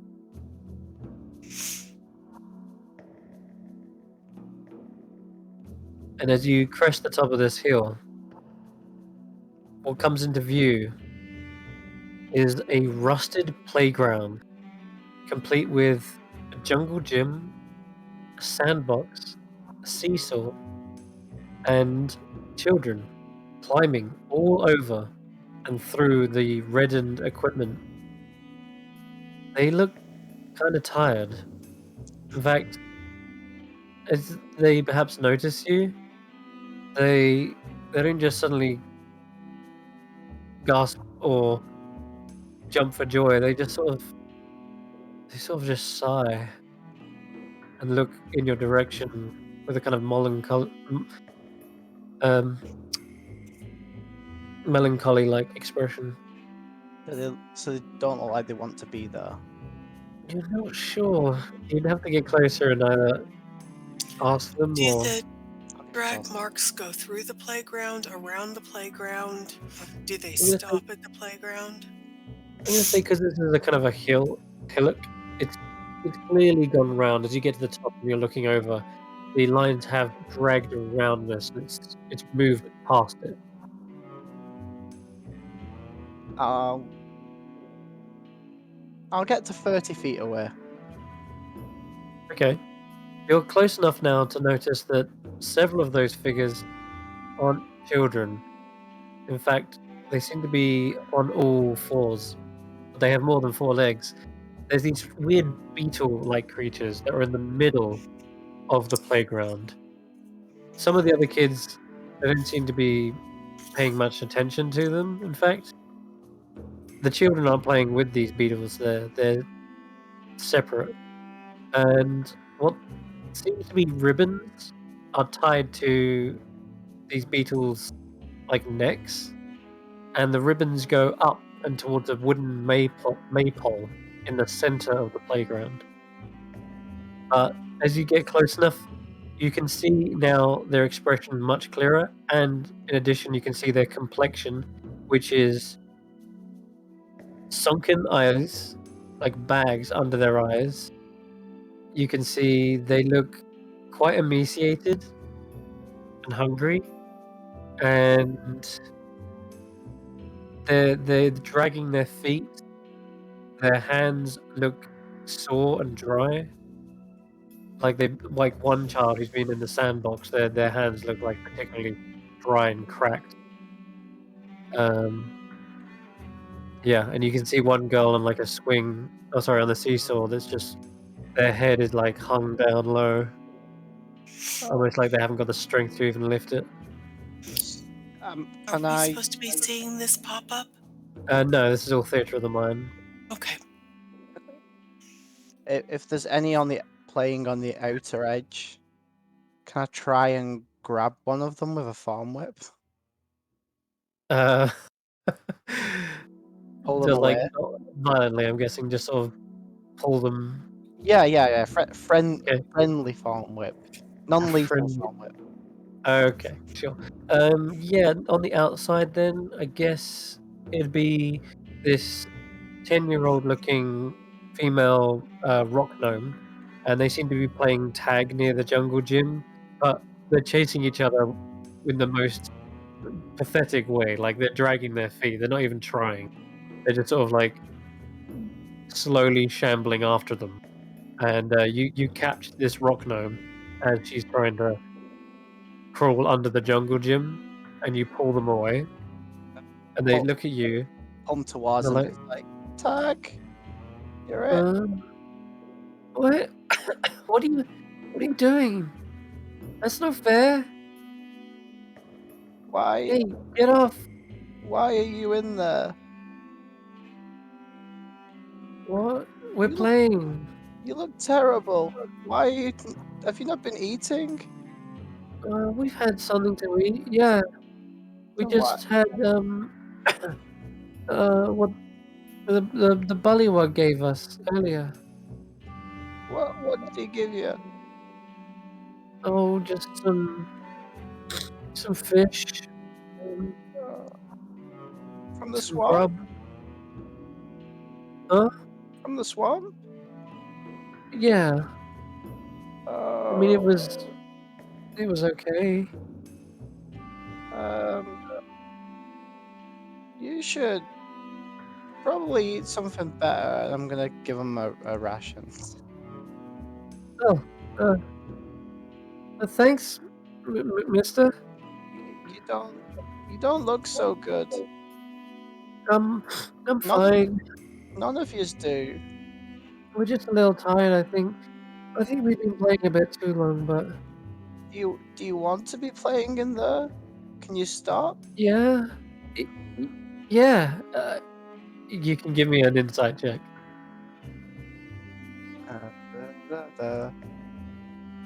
Come on. While this is going on, you hear this creaking seesaw in the background. Seems to be pumping out a little miniature well, forming a small pond around them. 19, you can hear them strain as they say, "Yeah, we can leave any time. Then, We just choose not to." And there's an emphasis on choose. well, why don't we try it? Why don't we go over there where my friends are? Uh, And I'll start to walk him away from the pack. Or her. they look like strangers. No, I'm supposed to stay here until my parents get back. There's a questioning about that, if they even have parents. I'm not sure, but they also seem to be making an excuse for why they can't leave. you get the feeling that if you continue playing, you're not going to be playing much longer. Oh, wait, what does that mean? I just turn him around back to the park and just like, can you not see how bad they look? You hear one female hill dwarf. They call out from the jungle gym, and they say, "Hey, Luke Martin, you're still it. Come chase us." No, I'm it. You come chase me. Oh, I'm just coming, Christian. Looking at these children, etc. Yeah.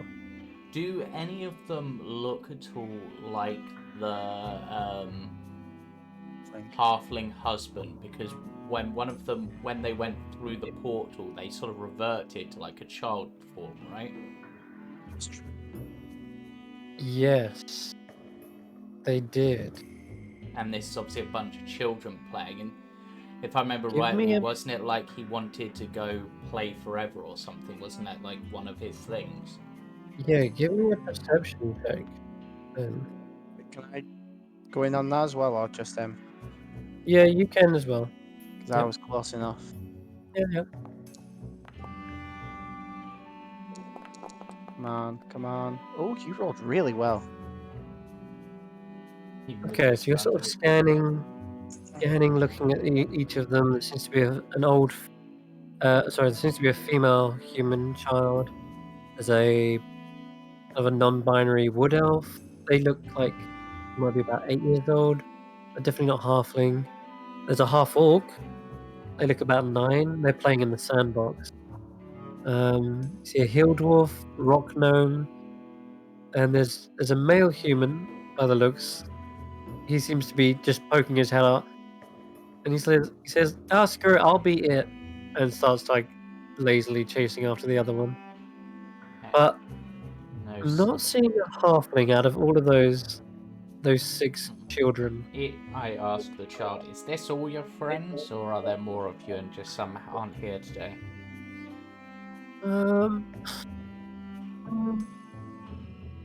Friends, yeah. There is actually. Well, we've been playing here all day, so I haven't seen them. Who's missing? Oh man. Okay, so they look around. They start to like count off heads. And we got Audrey. There's Sai. There's Judd, Kristrand, and Valen. I think we're missing. And then they seem to stop for a moment, and then they sort of jaw just hangs open wide for a moment. I can't remember. I had a And it's feeling as that if would be the answer. yeah. You said you had to wait here till your parents picked you up, right? There was 8 of us.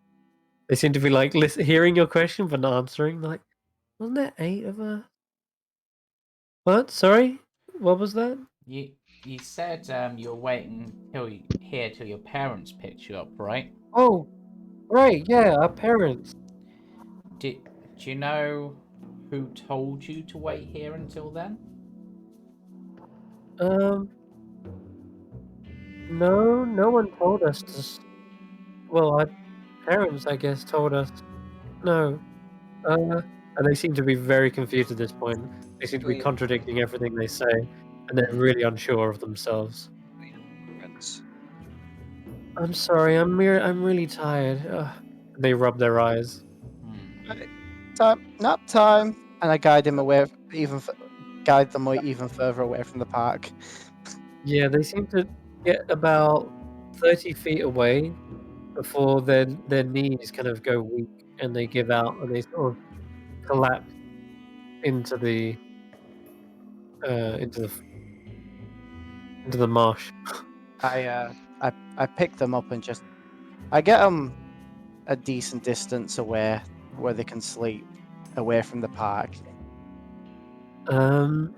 It's as you get them far enough away, you start to hear a sort of chittering noise coming from the center of the playground. And you can see that there are 2 beetles, and they seem to be shaking their antennas back and forth in your direction. But you don't seem to feel anything. They're taking note of you pulling the child away. Cool. I get the child away where our party is and rest them, and I go back for another. Okay. Sure. These children are seriously in danger, and Which one do you go up to next? I just get to the next closest. I don't want to go anywhere in the park in case it has the same sort of effect on me. Okay. Well, So I'm the just other children aren't really on the outskirts. There's the jungle gym, the seesaw, and the sandbox. They're all playing in those. I'll get another 5 or so feet forward, so I'm like within 25 feet. Is there Yeah. any within 25 feet? No, there isn't. They're all playing in those I know. areas. If I had a picture, I'd be able to try and gauge it, but yeah, 20 feet? They're in the jungle gym, the seesaw, and the sandbox. You'd have to go to one of those. Yeah, but I can do it from 30 feet away, is what I'm Oh, I saying. see. Right, I get what you're That's saying. what I'm doing. I'm sniping from outside Okay, sniping the children. That just sounds terrible. No, there So- is the jungle gym is the closest one because you were next to it last. And as you're whipping it through, they seem to be dodging, trying to get out of the way because they're playing it. So, and seeing as you are the last one to touch, Oh, so I'm it, yeah. and you're basically it. So they hide away from you and try to dodge from the attack. So go ahead, roll me the thorn whip this time, and see if you can get them. Oh, You gotta fly. wait. They may be children, but they've at least got some dexterity, enough to dodge a 10, and they suddenly hide behind. Instead, the thorn whip wraps around this bent metal rod that makes up the jungle gym, and you hear that kind of wrenching of metal as you pull it away. Pull the jungle gym out of the park. It feels like you, piece by piece, you actually could, as the bent metal rod gives way and just completely falls away like it's utterly rusted. Just play. And they're like, "Mama, you I'm just- missed me." I'm just gonna play along and be like, tag. Oh, I missed, and then go again. Tarquin's gonna call out, "Would you like to play an even more fun game?" Amazing. You again. They run away this time onto the other side of the park, and they duck behind the seesaw, and the other one ducks behind the sandbox. Damn it. Sorry, go on then, Tarquin. Yeah. Some of them are hearing you, and they're like, "Huh? What game?" The two children on the seesaw hear you. Tarquin, although he's in a slower state, just simply winks at them and goes, "Catch the wabbit." You look way too fast for us.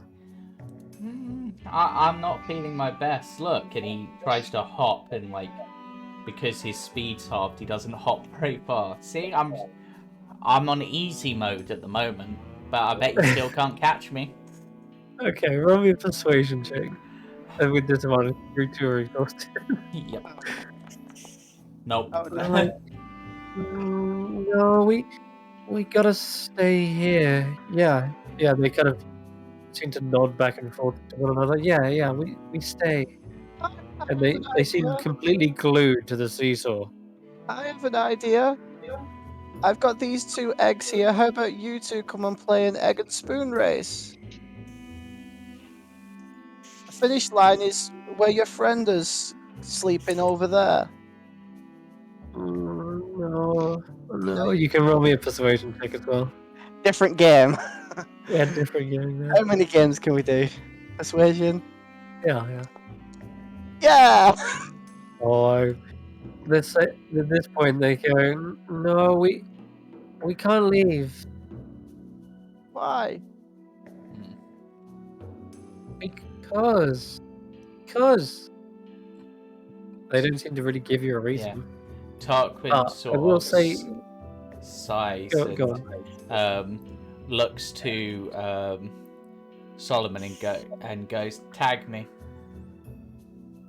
I tag him.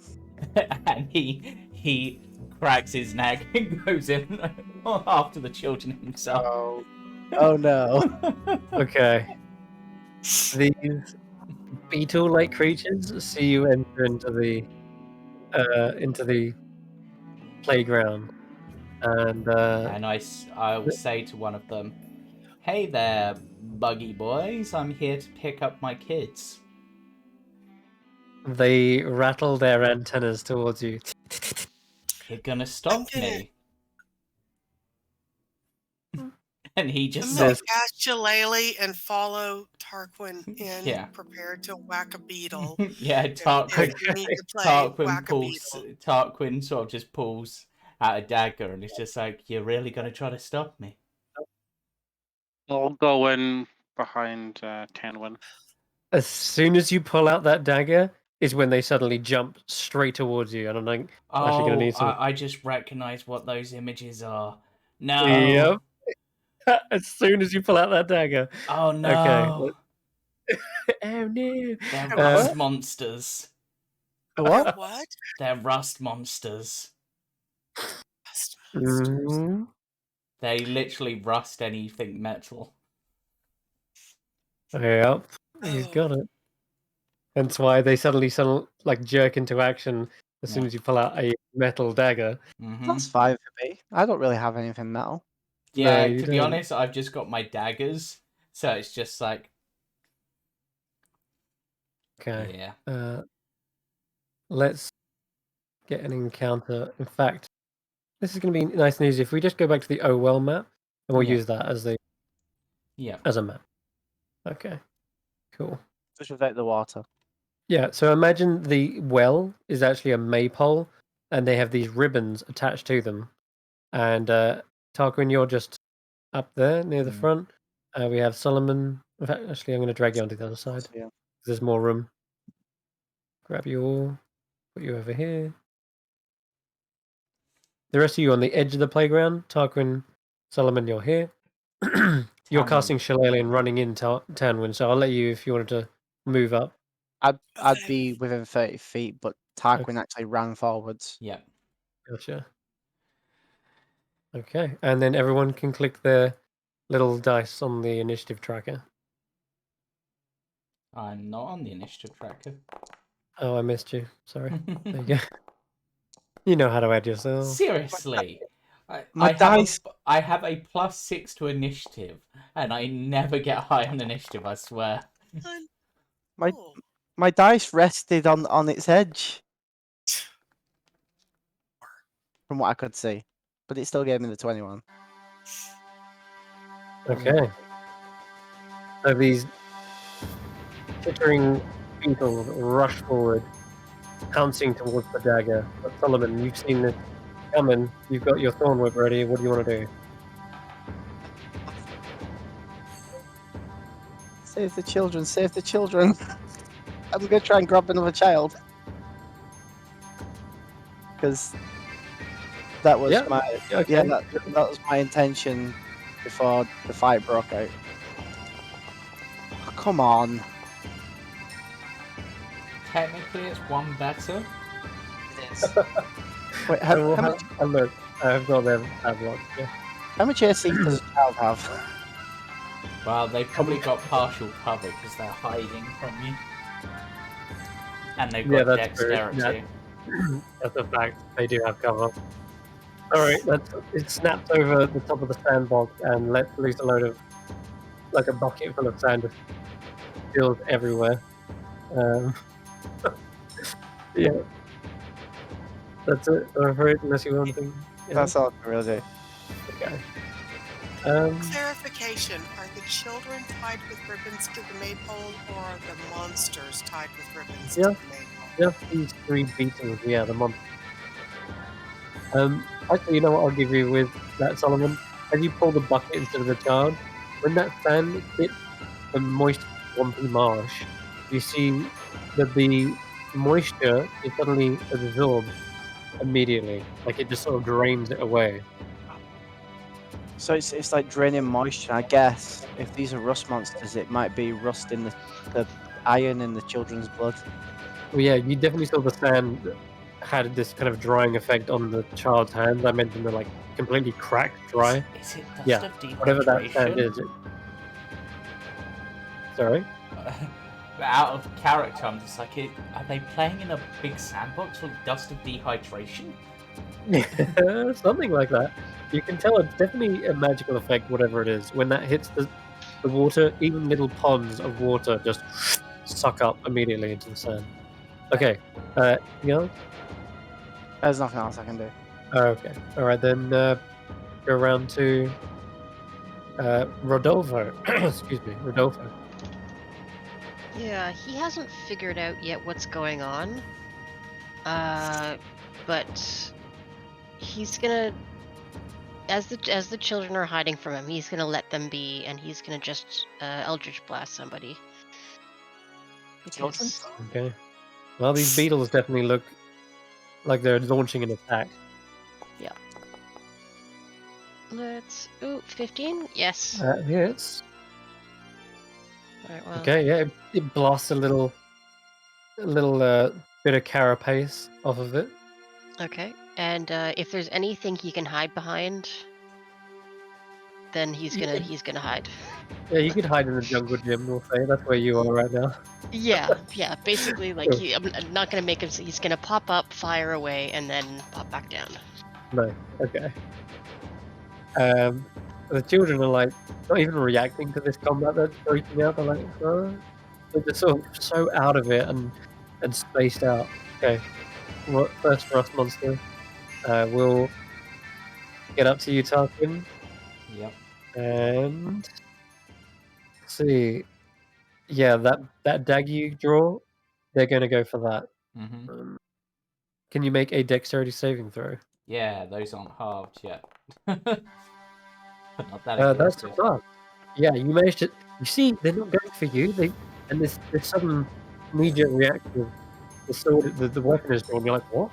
You clock that they're going for the dagger. Yeah. Weird enough, you Tarquin pull it probably away. juggles it up into the air for this Yeah, round. Just juggle sort of throws it up like he's preparing for an act. Nice. And as a result, they're now like jumping up. They're trying to go on their hind legs and leap up. But that's it. I think that's their action. The next one, the Calabar, he's about out of range for anything. But the next one does rush forward as well. And it comes up from perhaps behind you. I'm going to need another death save. Ooh, that's probably a bit lower. An 11 is actually just what you need to avoid the touch attack of an antenna. In this case, they probably go for one of his other daggers. He quickly pulls that out, throws it up with the other one, and just like he's getting ready to catch them on his turn. Amazing. Cool. Now you're keeping 2 at bay. What about a third one? Give me one more deck save. So you know what? These games frustrating. They go for a bite. A bite. I even succeeded on the deck save.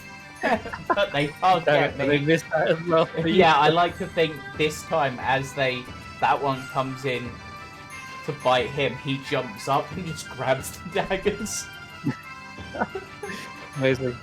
Tarquin is making a mockery of these little monsters and has now become a little dumb. Xaxx, your turn. Okay, 15-foot cone.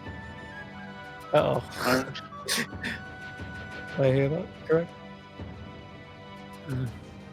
Yeah.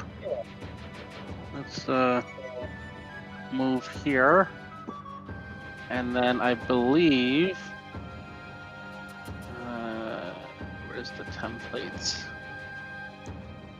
It should launch a 15-foot cone if you use the breath. Should give you a cone to play with. Okay, if I do that, okay. Yeah, try clicking it and then say place template. No, then we will set one up for you next time. Hey, there you go. Oh, sorry, that's not the way I wanted to sort of aim it towards them. Okay. Did you want to hit Tarquin or are you evading? I'm trying to hit all 3 of them. Okay, then so yeah, I'll you could take it. hit one. So I will hit Tarquin. Alright then. What's So save? con save or a dex save? It is a dex save. Yeah, Dex it is. I can deal The with that. 15. Damn! Okay. Well, I don't have to hit you if your allies do all the work for me. So one of them fails, one of them It's only a succeeds. D10, so it's 7 damage. Seven damage on a fail, 3 on a success. And it was DC 15, right? DC 15. Okay. Tarquin's like, ah, thanks, that knocked some of the mud off. But ow!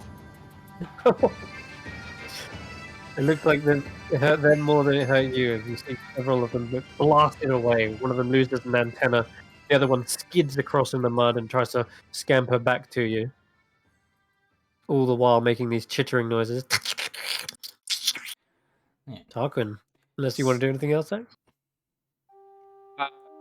No, that's Good, all good. my movement. That's the action. Yeah. I want to Alright, see if go I can ahead do. then. I just want to check if I have a bonus action I can use. No worries. When you get that spiritual weapon, you will. Alright, Tarquin, you can Yeah. take your time anyway. Seeing as they've been going for his daggers and he doesn't know why, as he catches them, he quickly puts them back into his pocket, pulls out his quarterstaff, and tries to bap one on the head. How many times can I use my channel divinity? Usually twice. But okay, so I've only used it once this year. So I'm gonna do channel divinity to where is it? To do it's an action to do it twice. I also think it's a higher level where you can do it twice. I I will think double check. you can use the harness divine power twice, because that's based on your proficiency bonus, if memory serves. It's half my proficiency bonus rounded up. Okay. So beginning at 6th level, you can use channel divinity twice. And at 18th, you can use it 3 times. But you get it back in short rest. I've already used it once today, so I. Okay. Yeah. All right then. So I've obviously bapped that one for 10, and then I'll follow up with a punch to the face. Making quick work of this. You can see the cracks already emerging on this creature. It looks like it's wriggling around in the mud, almost on its death throes. Yep. And that's my turn. Okay. Tanwen. I would like to play Whack-a-Bug with this one. Okay. So, oh, for the love of Pete, I'm using another luck point. This is getting ridiculous. Where are my luck points?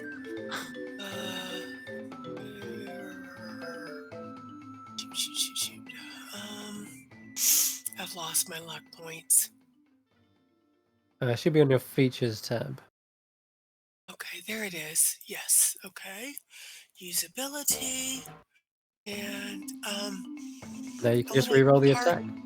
Yeah, hang on just a second. Control. Okay, there we go. There we go. Inventory. A bit better. Okay. Just unfortunately a little bit under. They do have some agility in the way they can hop and jump about. They're like a flea. Okay. Then I'm gonna have to hold. That's all I can do. Okay. All right. Okay then. Go on to the top of the round, Solomon. So, trying to get the children in working, Solomon starts to ready himself. He gets onto all fours, and you hear him go, "Wolf, wolf, wolf!" And the last thing you hear him says, "Oh no!" as he changes, and you hear it when his face is the last thing to change. But he's grown 4 extra legs, and he's turned into a giant wolf spider instead. Yeah. Okay. That's cool. I want you to go into your character. Yeah. Click wild shape from your features. Wild shape. Wild shape on my features? Like the little dice icon. Yeah. Where is it? I'm trying to find it. Should be under active abilities. There it is. Yeah. Oh. They updated how wild shape works, or is that a module you've installed? I have updated how wild shape works, and yeah, it took a while to install the cool. modules. Woohoo! It worked perfect, amazing. Cool. So yeah, you have actually now got the stats of a wall spider. Your tokens change, and it's also used a resource from your character. Perfect. That is You're so cool. you're now an 8-legged freak. Go ahead. Oh wait, That's my that's your turn. action. Yeah. Yeah. Okay. I will get up to them to like Nice. give flanking and whatnot. Now they suddenly seem very irked by this. They're beetles. All spiders are like their predator. Rodolfo, it's your turn. Okay.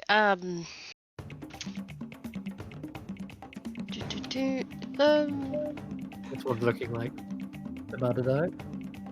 Yeah, I might as well. Same thing. Sniper blast him.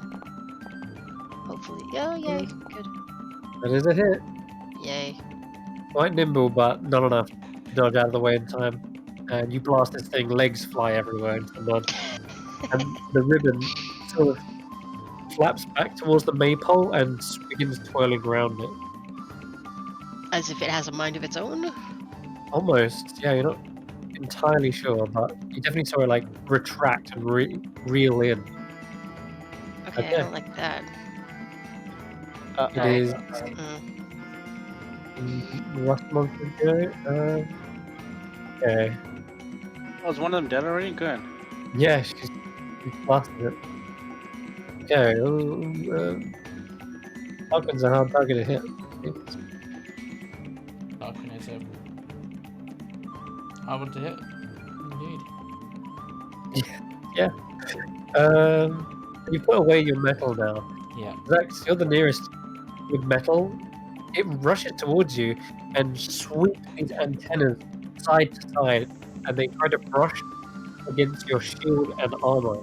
Please give me a. Hold up, actually, gotta click. Just come up with a dex save. Is it with disadvantage?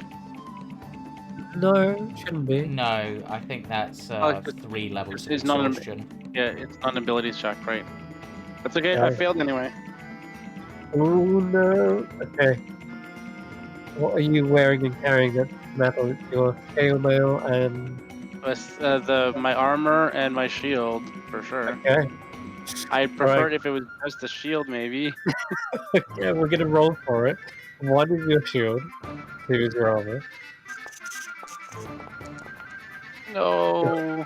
Going for your armor, the touch of the antennas brush against the armor, and you immediately see the shining armor begin to rust, turning red. And it kind of wrenches. I'm afraid your armor has been reduced by 1 AC. My armor class is reduced by 1. That's right. Okay, As so your it's, armor takes permanent damage. okay, so it's a 17 now. Yes. Ooh. Okay, that's its go. So Talavar's still stuck in the cage. Can't really do much from here. Rust Monster number 2. You're you're the only one wearing metal. The rush is over.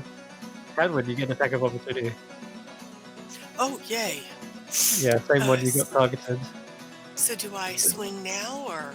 Yeah, go ahead. All right. That's a hit. Fine. I saw it on Oh, wow. 8 bludgeoning damage. Okay, hold on. This should be... Oh, yeah, it is with show, yeah, because it's still on there. It's still active. You know what? I'm going to let this thing wait. 1, it turns around and bites you for that nasty hit, and 2, it goes to Xaxx and tries to triple his armor even more. Yeah, they're still going. It provoked attack. It's hoping it's worth it. It rushes forward, seeing the sight of this shining shield. Maybe it's going to try and hit that instead. Give me another dex save, Xaxx. Okay. Success. You managed to dodge out of the way. Cluing into what these things are all about now. You the claws of the bites that are the dangerous thing for you. Those damn antennas. And you're able to weave away from them this time. Your turn. My turn. Okay. Can I stay? I'm gonna stay within melee of them, I guess. Yep.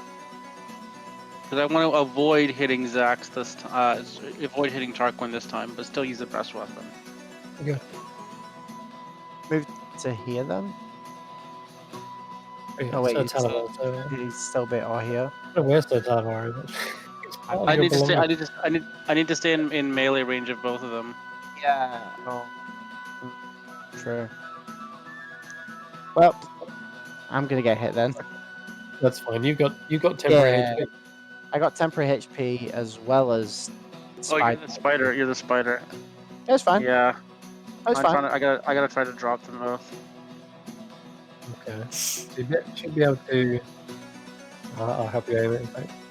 So you want to kind of aim it from you and hit both of them basically. As long as I hit both of them. Yep. That's the key thing. So let's have the wall spider as well make that deck save. Yeah.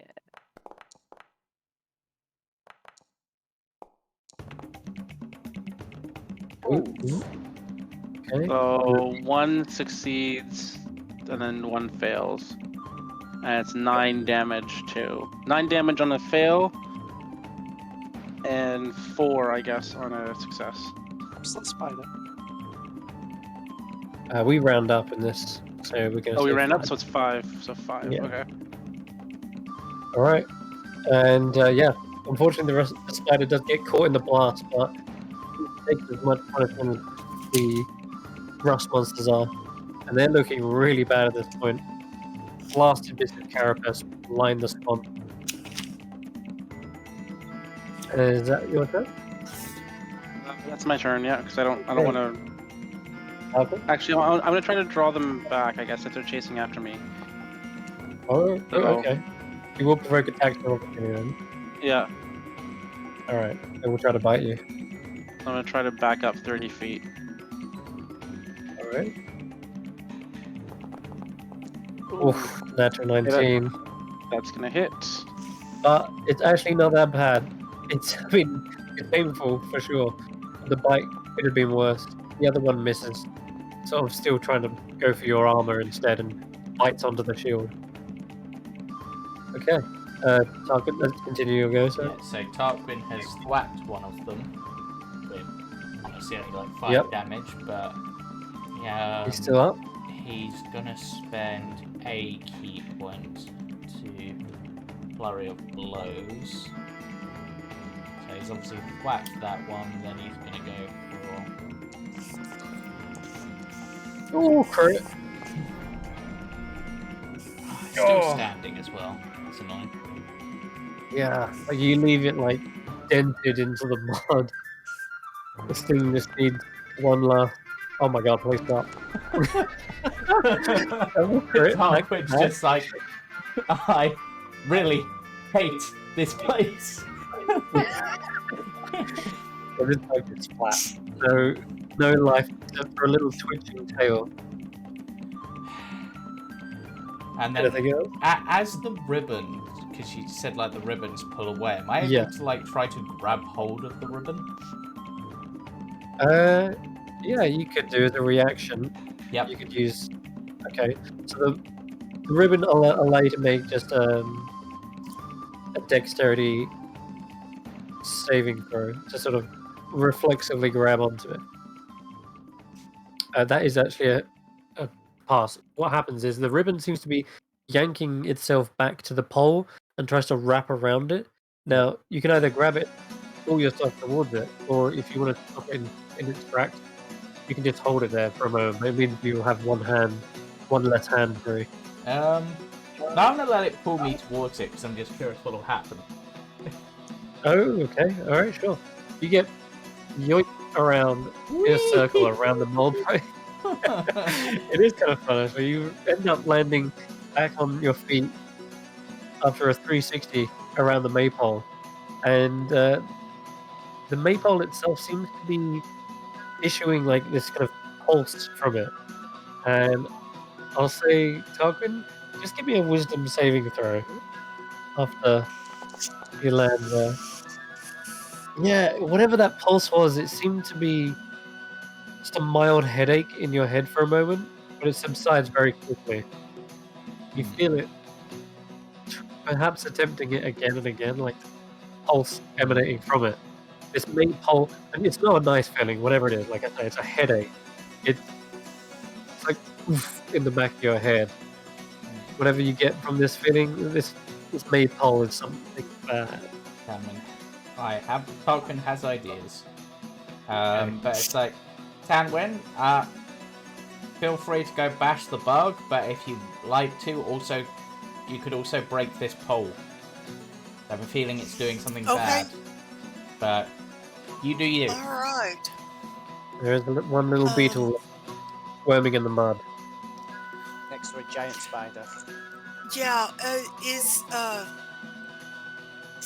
Yaz or Solomon? Do we know which the giant spider is? I mean... It was Solomon, and maybe it'll be Yaz when it comes back. Okay, Spider-Man. do they have recognition of what's going on? Is a giant spider? I mean, will they go kill the bug? It's hissing at the bug. Okay. Alright, if it's hissing at the bug, then I'll come over here, Tarquin, and help you. Do you have an axe on you? No, but maybe just hit it with your magic stick. Okay. Didn't need convincing. Plus, Okay, probably so getting out something metal might not I be might great. actually hit it because it's standing still. So, it does have an AC, so you can give it a roll into the chat. alright, so you want me to... You should be able to just click, yeah, your attack, and we'll see what it gets. Okay, alright. I think you might still be targeting the thing. Yeah, Okay. you're targeting the rust monster still, but...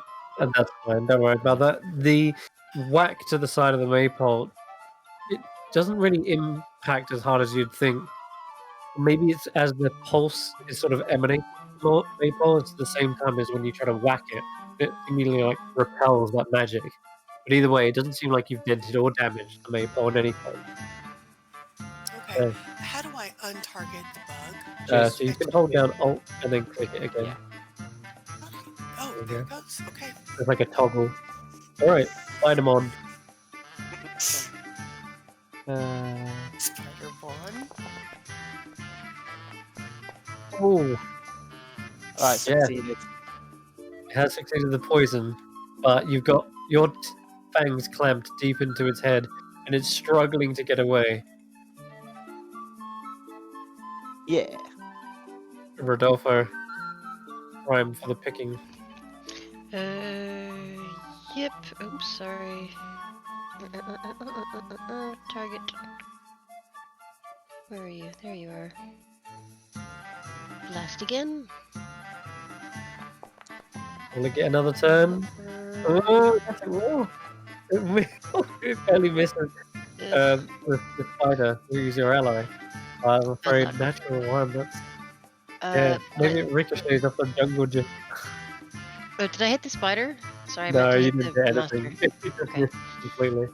But I will run up to the pole, and with my axe, and with my little hand axe, and get ready to take a swing at it with my next turn. More shiny metal.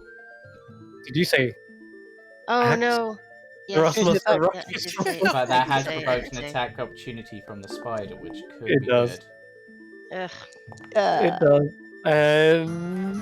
Oh my god, it's on 1 HP. Oh no! Can you give me a dex save, Rodolfo? As the Oh, I thing would love leaps to. forward towards the axe. Not Oh Ooh, no! Yeah, garbage. you see, it latches onto the axe. The one good working antenna wraps around it, and How did it get away it from the just spider? If the spider don't was know. biting it in the head. Yeah, well, Also, it pulls it away. I leaving a greenish wasn't within injury. 5 feet. Like, surely I would have run around it. No, You did. I wouldn't have You been ran so around stupid it. as It ran after you. it ran after me. All right, well. Yeah, it did go right now, and it did pull away from the spider. We'll say that that's exactly why it took points of piercing damage, because it wrenched its way out of the fangs probably peeling away the carapace, leaving it grievously wounded, but it still seemed hell bent on getting this axe, and it manages to destroy it. You can delete that axe off your character sheet as it is turned to rust. Shoot, that was a bad mistake. That's gonna hurt. Axe, go ahead.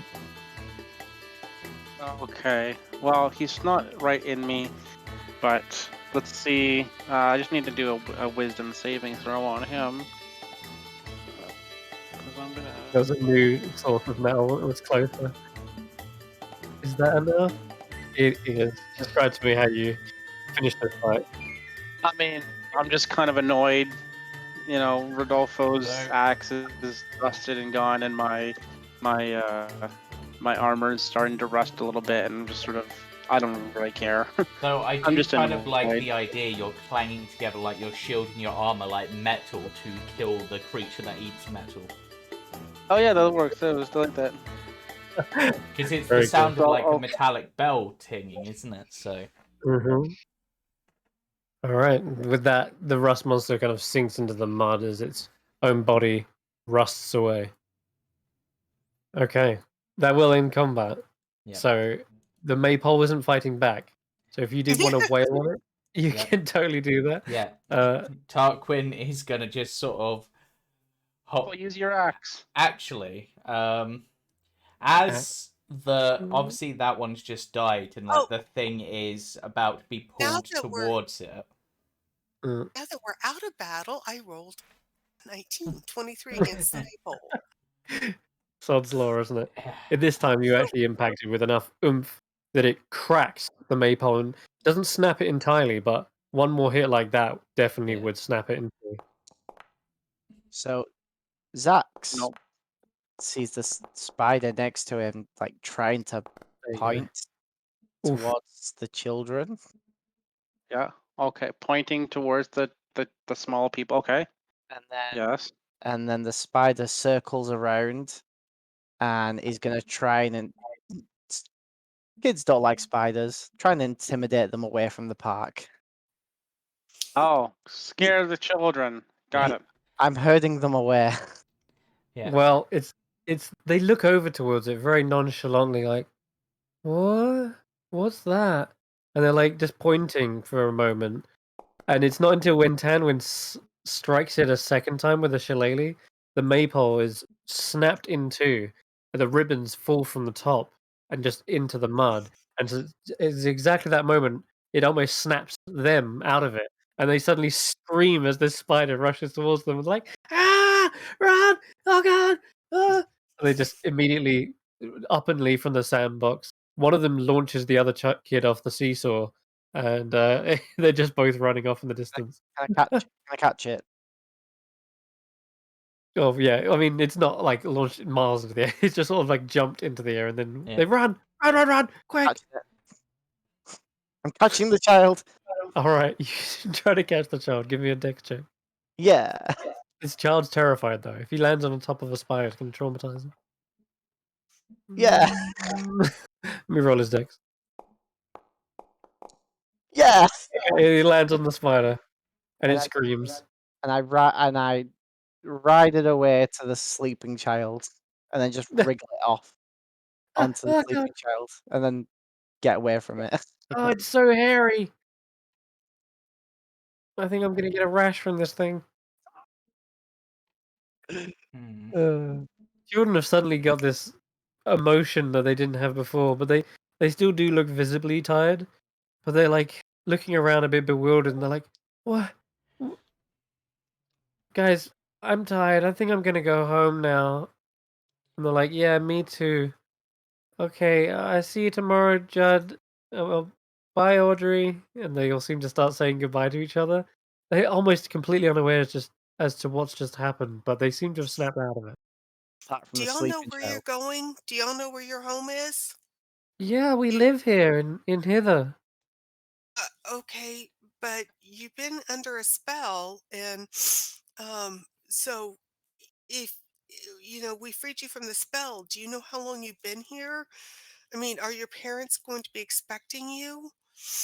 Do we need to take you home? Do we need to We take you know home? our way, we know our way back from here, but thanks for checking we're okay. We're just a Yeah. bit tired. You earlier you said there was meant to be another 2 of you. Do you know where they are? Um, Or do you know who they are, what they are? yeah. They start to slightly remember now. There was, oh yeah, Soapig and this other kid came by, and they played with us for a bit before they went off. Back to Downfall, I What think they did the said. other kid look like? He was kind of short, Did he look like a little bit, halfling? yeah, a little bit chubby. It was probably just baby fat, you know. Damn it, Well, we know Soapig. where he was.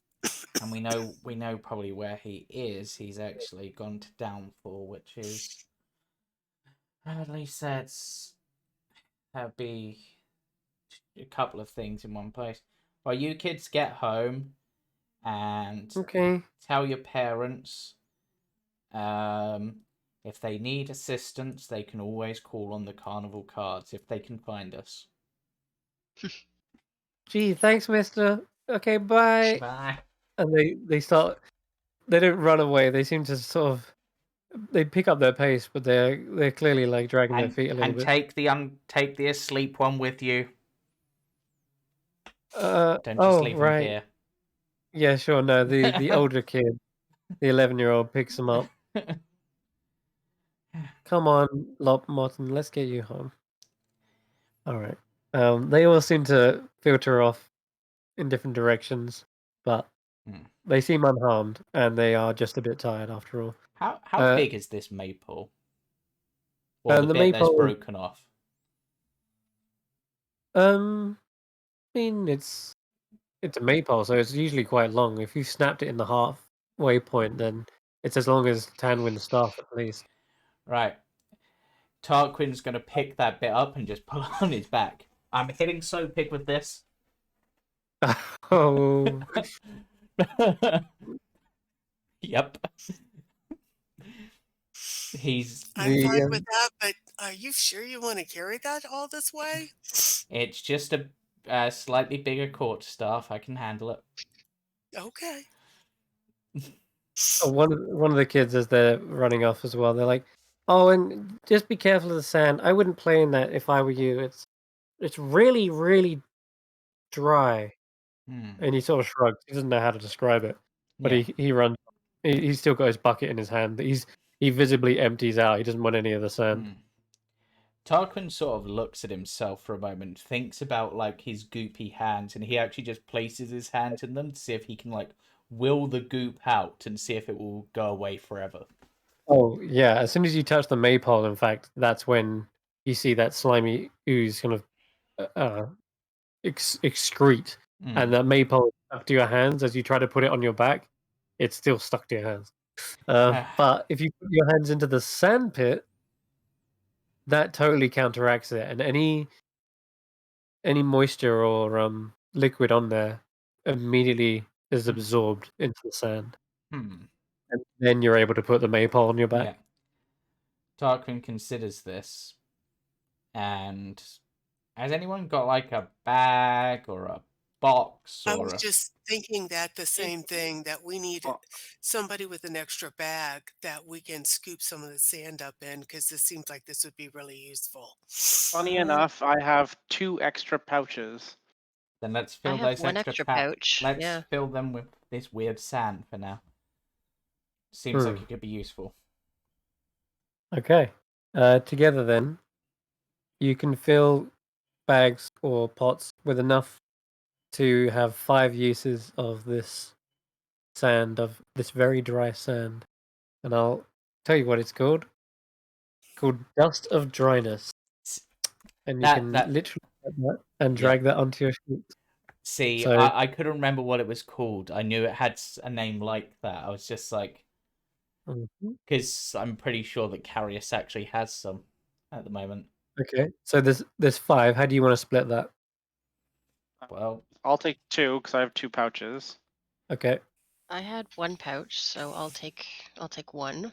I have no idea how Tarquin would be carrying this in his pockets, I guess, one use. I don't have any Pockets. extra bags on me right Yeah, now. I'm gonna... it's control space to do the search thing, isn't it? Yeah. It is, yeah. I'm already adding. So I've added 1 to Rodolfo. I've added 2 to Xaxx. I've added 1 Thank to you. myself. Spider. Okay. So that I'm leaves Spider. 1 left to Tanwen, or Sure, but I don't know how I'd carry it Just unless put I it in your... borrowed a bag from. Tarquin's just putting it in his pockets, literally pocket sand. Okay. You could put yeah, it at you the, could have. put it at the bottom of your quiver. You got plenty of space in your Okay. quiver because you're missing arrows, I guess. And yeah. And I'll You have keep got a my pouch, arrows. haven't you? You've got a pouch, which you probably hold those 2 gold pieces that you've got. I'm actually just So- Yeah. thinking, if you coated an arrowhead in dust of dryness and then fired that into someone. It'd I be don't it'd be, know. it'd be painful, but so a dust bonus. You can see the description on your item list if you want to read it. But in short, it absorbs cubic water, like a lot of it, and then you can use your action to smash the pellet against a hard surface, and it shatters, releasing all that water and causing quite a lot of damage if it's an elemental comprised of water, for example. But otherwise, it's just like a way to store a load of water. Yep, and Tarquin is like, this is the best sand ever. Okay. So, by the way, to describe what my spider looks like, all the hairs on the spider is basically just shards of ice. Ooh. And also, I am currently eating this one. Oh god. I don't want to know what that looked like when you come out of wild shape. Spider Thankfully, it lasts instinct. quite a few hours, doesn't it? So Last yeah, an hour. your icy fangs dig into this, and yeah, it's meat satiate you for a while. Yeah. What do you look like? Do you look like an actual wolf spider, all browns and grays and blacks, or do you look like a jumping spider with lots of colors? Well, it is a wolf spider, but instead of it being browns, it's mostly like what James has posted in the chat. Okay. Ooh. Shards of ice, but more like hairy shards of ice. Cool. Whereas the wolf was crunchy leaves. Okay. So Talavar says, "Are you all done and dusted with this?" I hiss at him. Oh, I'm gonna look around just for a second, just to see if there's anything else in the playground that we missed. So, I just circle around, see if there's anything else. I don't expect to find anything. I just want to make sure we're not leaving anything behind. sure. The ribbons are the only other thing that really are able to be taken. They're not still attached to the maple? Oh well, yeah. I said that they kind of fell off, but you could reattach them. It's just as easy if you want. Then You've got 3 of them. I'll pick So up the ribbons and coil them up. okay. Yeah. Other than that, though, there's this creaking seesaw, but that doesn't seem to be movable. Okay. And no, not a whole lot else. These kids weren't carrying anything that they left behind. Okay. What's the seesaw made out Oh, of? actually, I tell a lie. Tanwen, there is these little boxes around the maypole.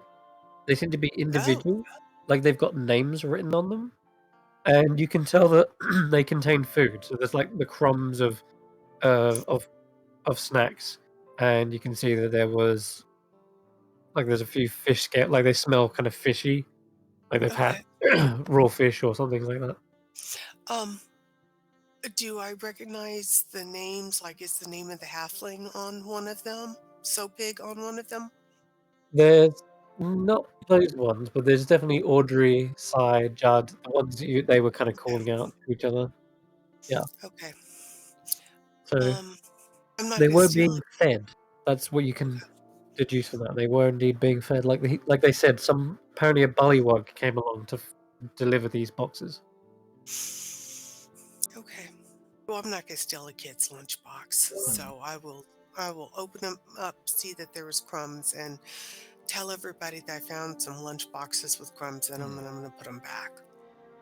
Considering they said a bullywug, I wonder if that's our good friend Ufgunk. Maybe he strolls down here, because it doesn't seem like the stuff the rest of them would do. I'll say that you could roll an investigation check if you wanted to discern whether it's Ufgunk who's given these. There's something there is a tell. I have You're no not sure. idea. You're not sure. All right. So since you asked the question, I will roll an investigation check as You well. can, yeah. Go ahead. And I have no clue. No clue. Could be. No. If it is Ufgunk, damn him, he should have left a sign saying Ufgunk was here. Or, but for all your lunch needs, call Ufgunk. Well, I don't think we can do anything any more good or bad here, so maybe we should keep following the drag marks to the east. At least we freed the children. Xaxx, I'm so sorry about your shield, and Rodolfo, that was a beautiful axe. I'm so sorry for it. Yes, well, I was not at my best today, but we live and learn. Just goes to show you never help a child in need. Only bad things come of this. Well, I think we did some good. Eh, but And mental that note, was very strange. Just start to finish. At least Why? we know what those creatures are and what they do in the future. And I now have something to hit So Pig extra hard with. There you go. Okay. So, not all bad. As you say that, by the way, don't help a child in need, you suddenly see ugly weeds and flowerless vines suddenly sprout around near you. And then there's a swarm of flies that kind of just pester you. Let's get out of here. No, Eat the flies. Wait. Catch the flies. I eat the flies. I kill the flies. Tarquin considers this. That would Still a spider. that would suggest that Zybilna's influence is still in place. It's not completely gone. Because one of her rules was children won't come to harm. So not helping children would be potentially causing them to be harmed. And it's just reacted negatively. So her influence is still here. But I'm wondering if it's fading. There is something still sentient about the place that remembers her. Yes. Which Well, means, as much as you may disagree, I feel like it might be well worthwhile in the future if we do run into any children, we do our best to help them, because if we help them, I have a feeling that it will benefit us, as well as I just get the feeling that maybe it will mess with Bavlorna's plans. And interesting. Yeah. Tarquin sort of looks over to the park and is just like, and if I ever come back and find that you've been entrapping children again, if somehow you grow back there, Maple, I'm going to come and burn you down. I will break every piece of you, because children being harmed, not a good thing. Well, it's as you look back. If you hadn't, you wouldn't have noticed it, but all the lily pads that were kind of near the surrounding hillock have now all sort of bloomed, and there's these beautiful lotus flowers sort of on the tops of these lily pads, and they surround us like a ring. It's worth remembering as well, with the Fey world, it's quite tied to emotion, thoughts, and feelings. So if we're doing stuff to help, then that might even weaken Babylon's grasp. Like, I mean, those sort of blooming doesn't seem like something Babylon would want. We need to battle the negativity with positivity. Indeed. Hmm. All right. And on that sentiment, you guys pick up that scent again. The sweet-smelling fruit is in the breeze, and you continue on towards Salome Hill. And it's in the distance. You hear this kind of grinding sound. Sounds like slow-moving earth. And up ahead, you do see a craggy peak. You see dotted willow trees surrounding this peak. As your eyes follow it down all the way to the base, you can tell that this is what is the source of that kind of grinding, moving sound.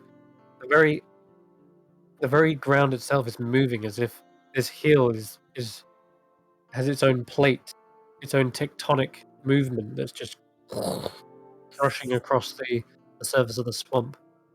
But yeah, there's very clearly a little path as well. It kind of winds itself up that hill. And yeah, I don't know if you can see it on this map. Very small. So I'll have everyone make a perception check as you look over it. All right. Seems with this good deed, you've been hastened along. 15.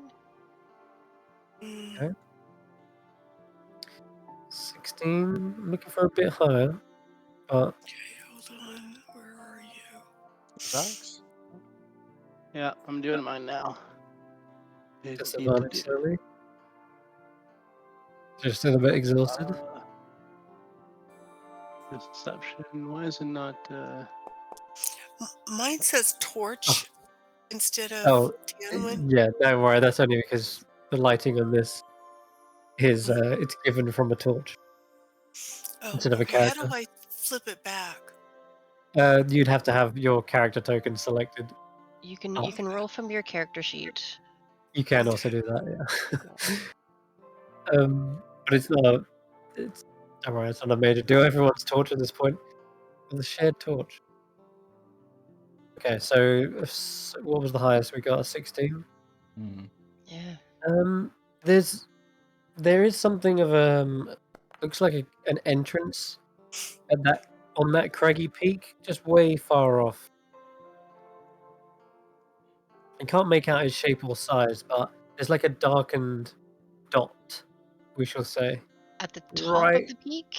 Like Yeah, well, not the top, but like at the base of the craggy peak. Yeah, like the rest of it's covered in moss, kind of like the silvery green. But there's this very definitive craggy outcropping that's just emerged from the top of the hill, and on Okay. that hill is where you see this tiny little dark dot, kind of indicates an entrance. Okay, I'll point that out to whoever's next to me and go, you see that? So maybe that is the way in? Doc could rub some probably mud out of his eyes because he's still probably covered in it. It's just like, sure, whatever you say. Probably. If we head up that way, we can at least look at it. So it's worth a look. Okay. I'm hoping that the Watcher was telling the truth when they claimed that the key lied here. Well, you know what Find out. You know what it's like with Fey creatures. They struggle to tell a lie in most cases, Hmm. but they might just not tell the truth. Kind of weird. Sometimes telling the truth can be a better lie than any lie. It seems. I don't know why they would lie. Well, Well, I've just been tricked before. I'm just being a little overly cautious, we shall say. Well, I suppose the only thing that I can think of which might cause a lie, as it were, it's not necessarily them lying, but they obviously divined this using some form of magic. If that divination was somehow diverted or corrupted, then that could cause it to not be true. But I doubt that's the case. Everything makes sense. Well then, I'll trust that we are in good hands for now. Yes. Let's head up this hill then. It seems quite peaceful here. At least it smells better. And indeed, the smell of fruit is so sweet compared to that stagnant scent earlier. There's a damp, downy, silvery green moss that is now like a carpet for your ascent. Yeah. And then the craggy ridge is not too far away. It's, a couple 100 feet at the top. But there's these dozens of enormous willow trees that dot the entire hillside. And they're swaying as though a breeze is there, but despite the absence of one, it's kind of odd. They're like swaying, but like you don't feel the wind. Is the sun setting, or is that just the color of the sky right now? That is the permanent color of the twilight sky that is Okay. ever present within hither. Yeah. Okay, so it's approximately half a mile wide, this whole hill, but you've got up to a point where the cave is 100 or so feet away, and the narrow game trail begins to sort of lead towards that pinnacle of the hill. And we're going to take you to another map. Yeah. I'm just keeping an eye on time as well. Yeah. It's coming up to 10. As a heads up, Tarquin is going to be walking in sort of the middle of the group, trying to keep himself hidden as much from view, because this is where the goblins are, and they've obviously had bad dealings with the Harengon, so he doesn't want immediate, animosity as soon as they spot him. So, trying to get but a spider wandering up to them will be fine. Yeah, well, they haven't had. Technically, I mean, they're cave-dwelling creatures, so they might, and some cave-dwelling creatures will use spiders as mounts. Do you say that out loud? Yeah, Tarquin's just like, I've heard of people that ride spiders from underground. Can't think who, but I'm sure there was someone. I shuffle Xaxx on top of. Oh, right. Well, yeah, Stranger Things, some people juggle geese. Tarquin considers that. I've never considered juggling geese. I did do eggs once, but never geese. Oh god, what have I done? Talavar and Xaxx.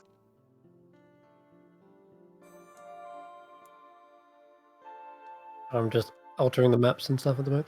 But you should see what you see. Yeah.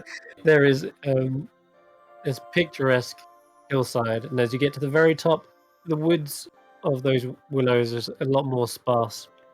There's probably about 3 here With at the the very curve top. of this, it almost looks like a snail shell. Yeah, a little bit. So I'm just going to drag you back down there a second. There we go. Spread you out. And we have reached 10 o'clock, so Yeah. should we... Is this a good point to end for you guys? That does seem a good point to end before we get into the middle of anything else, because anything else we do is going to take a while. Mm-hmm. Okay. Yeah. Awesome. So you have reached the base of the hill, and just as you're ascending past these willow trees is a perfect and picturesque place to end. But yeah. Oh, good job, guys. You made your way through that social encounter very well. You made some good questions on the watcher. Finally got some answers and some direction.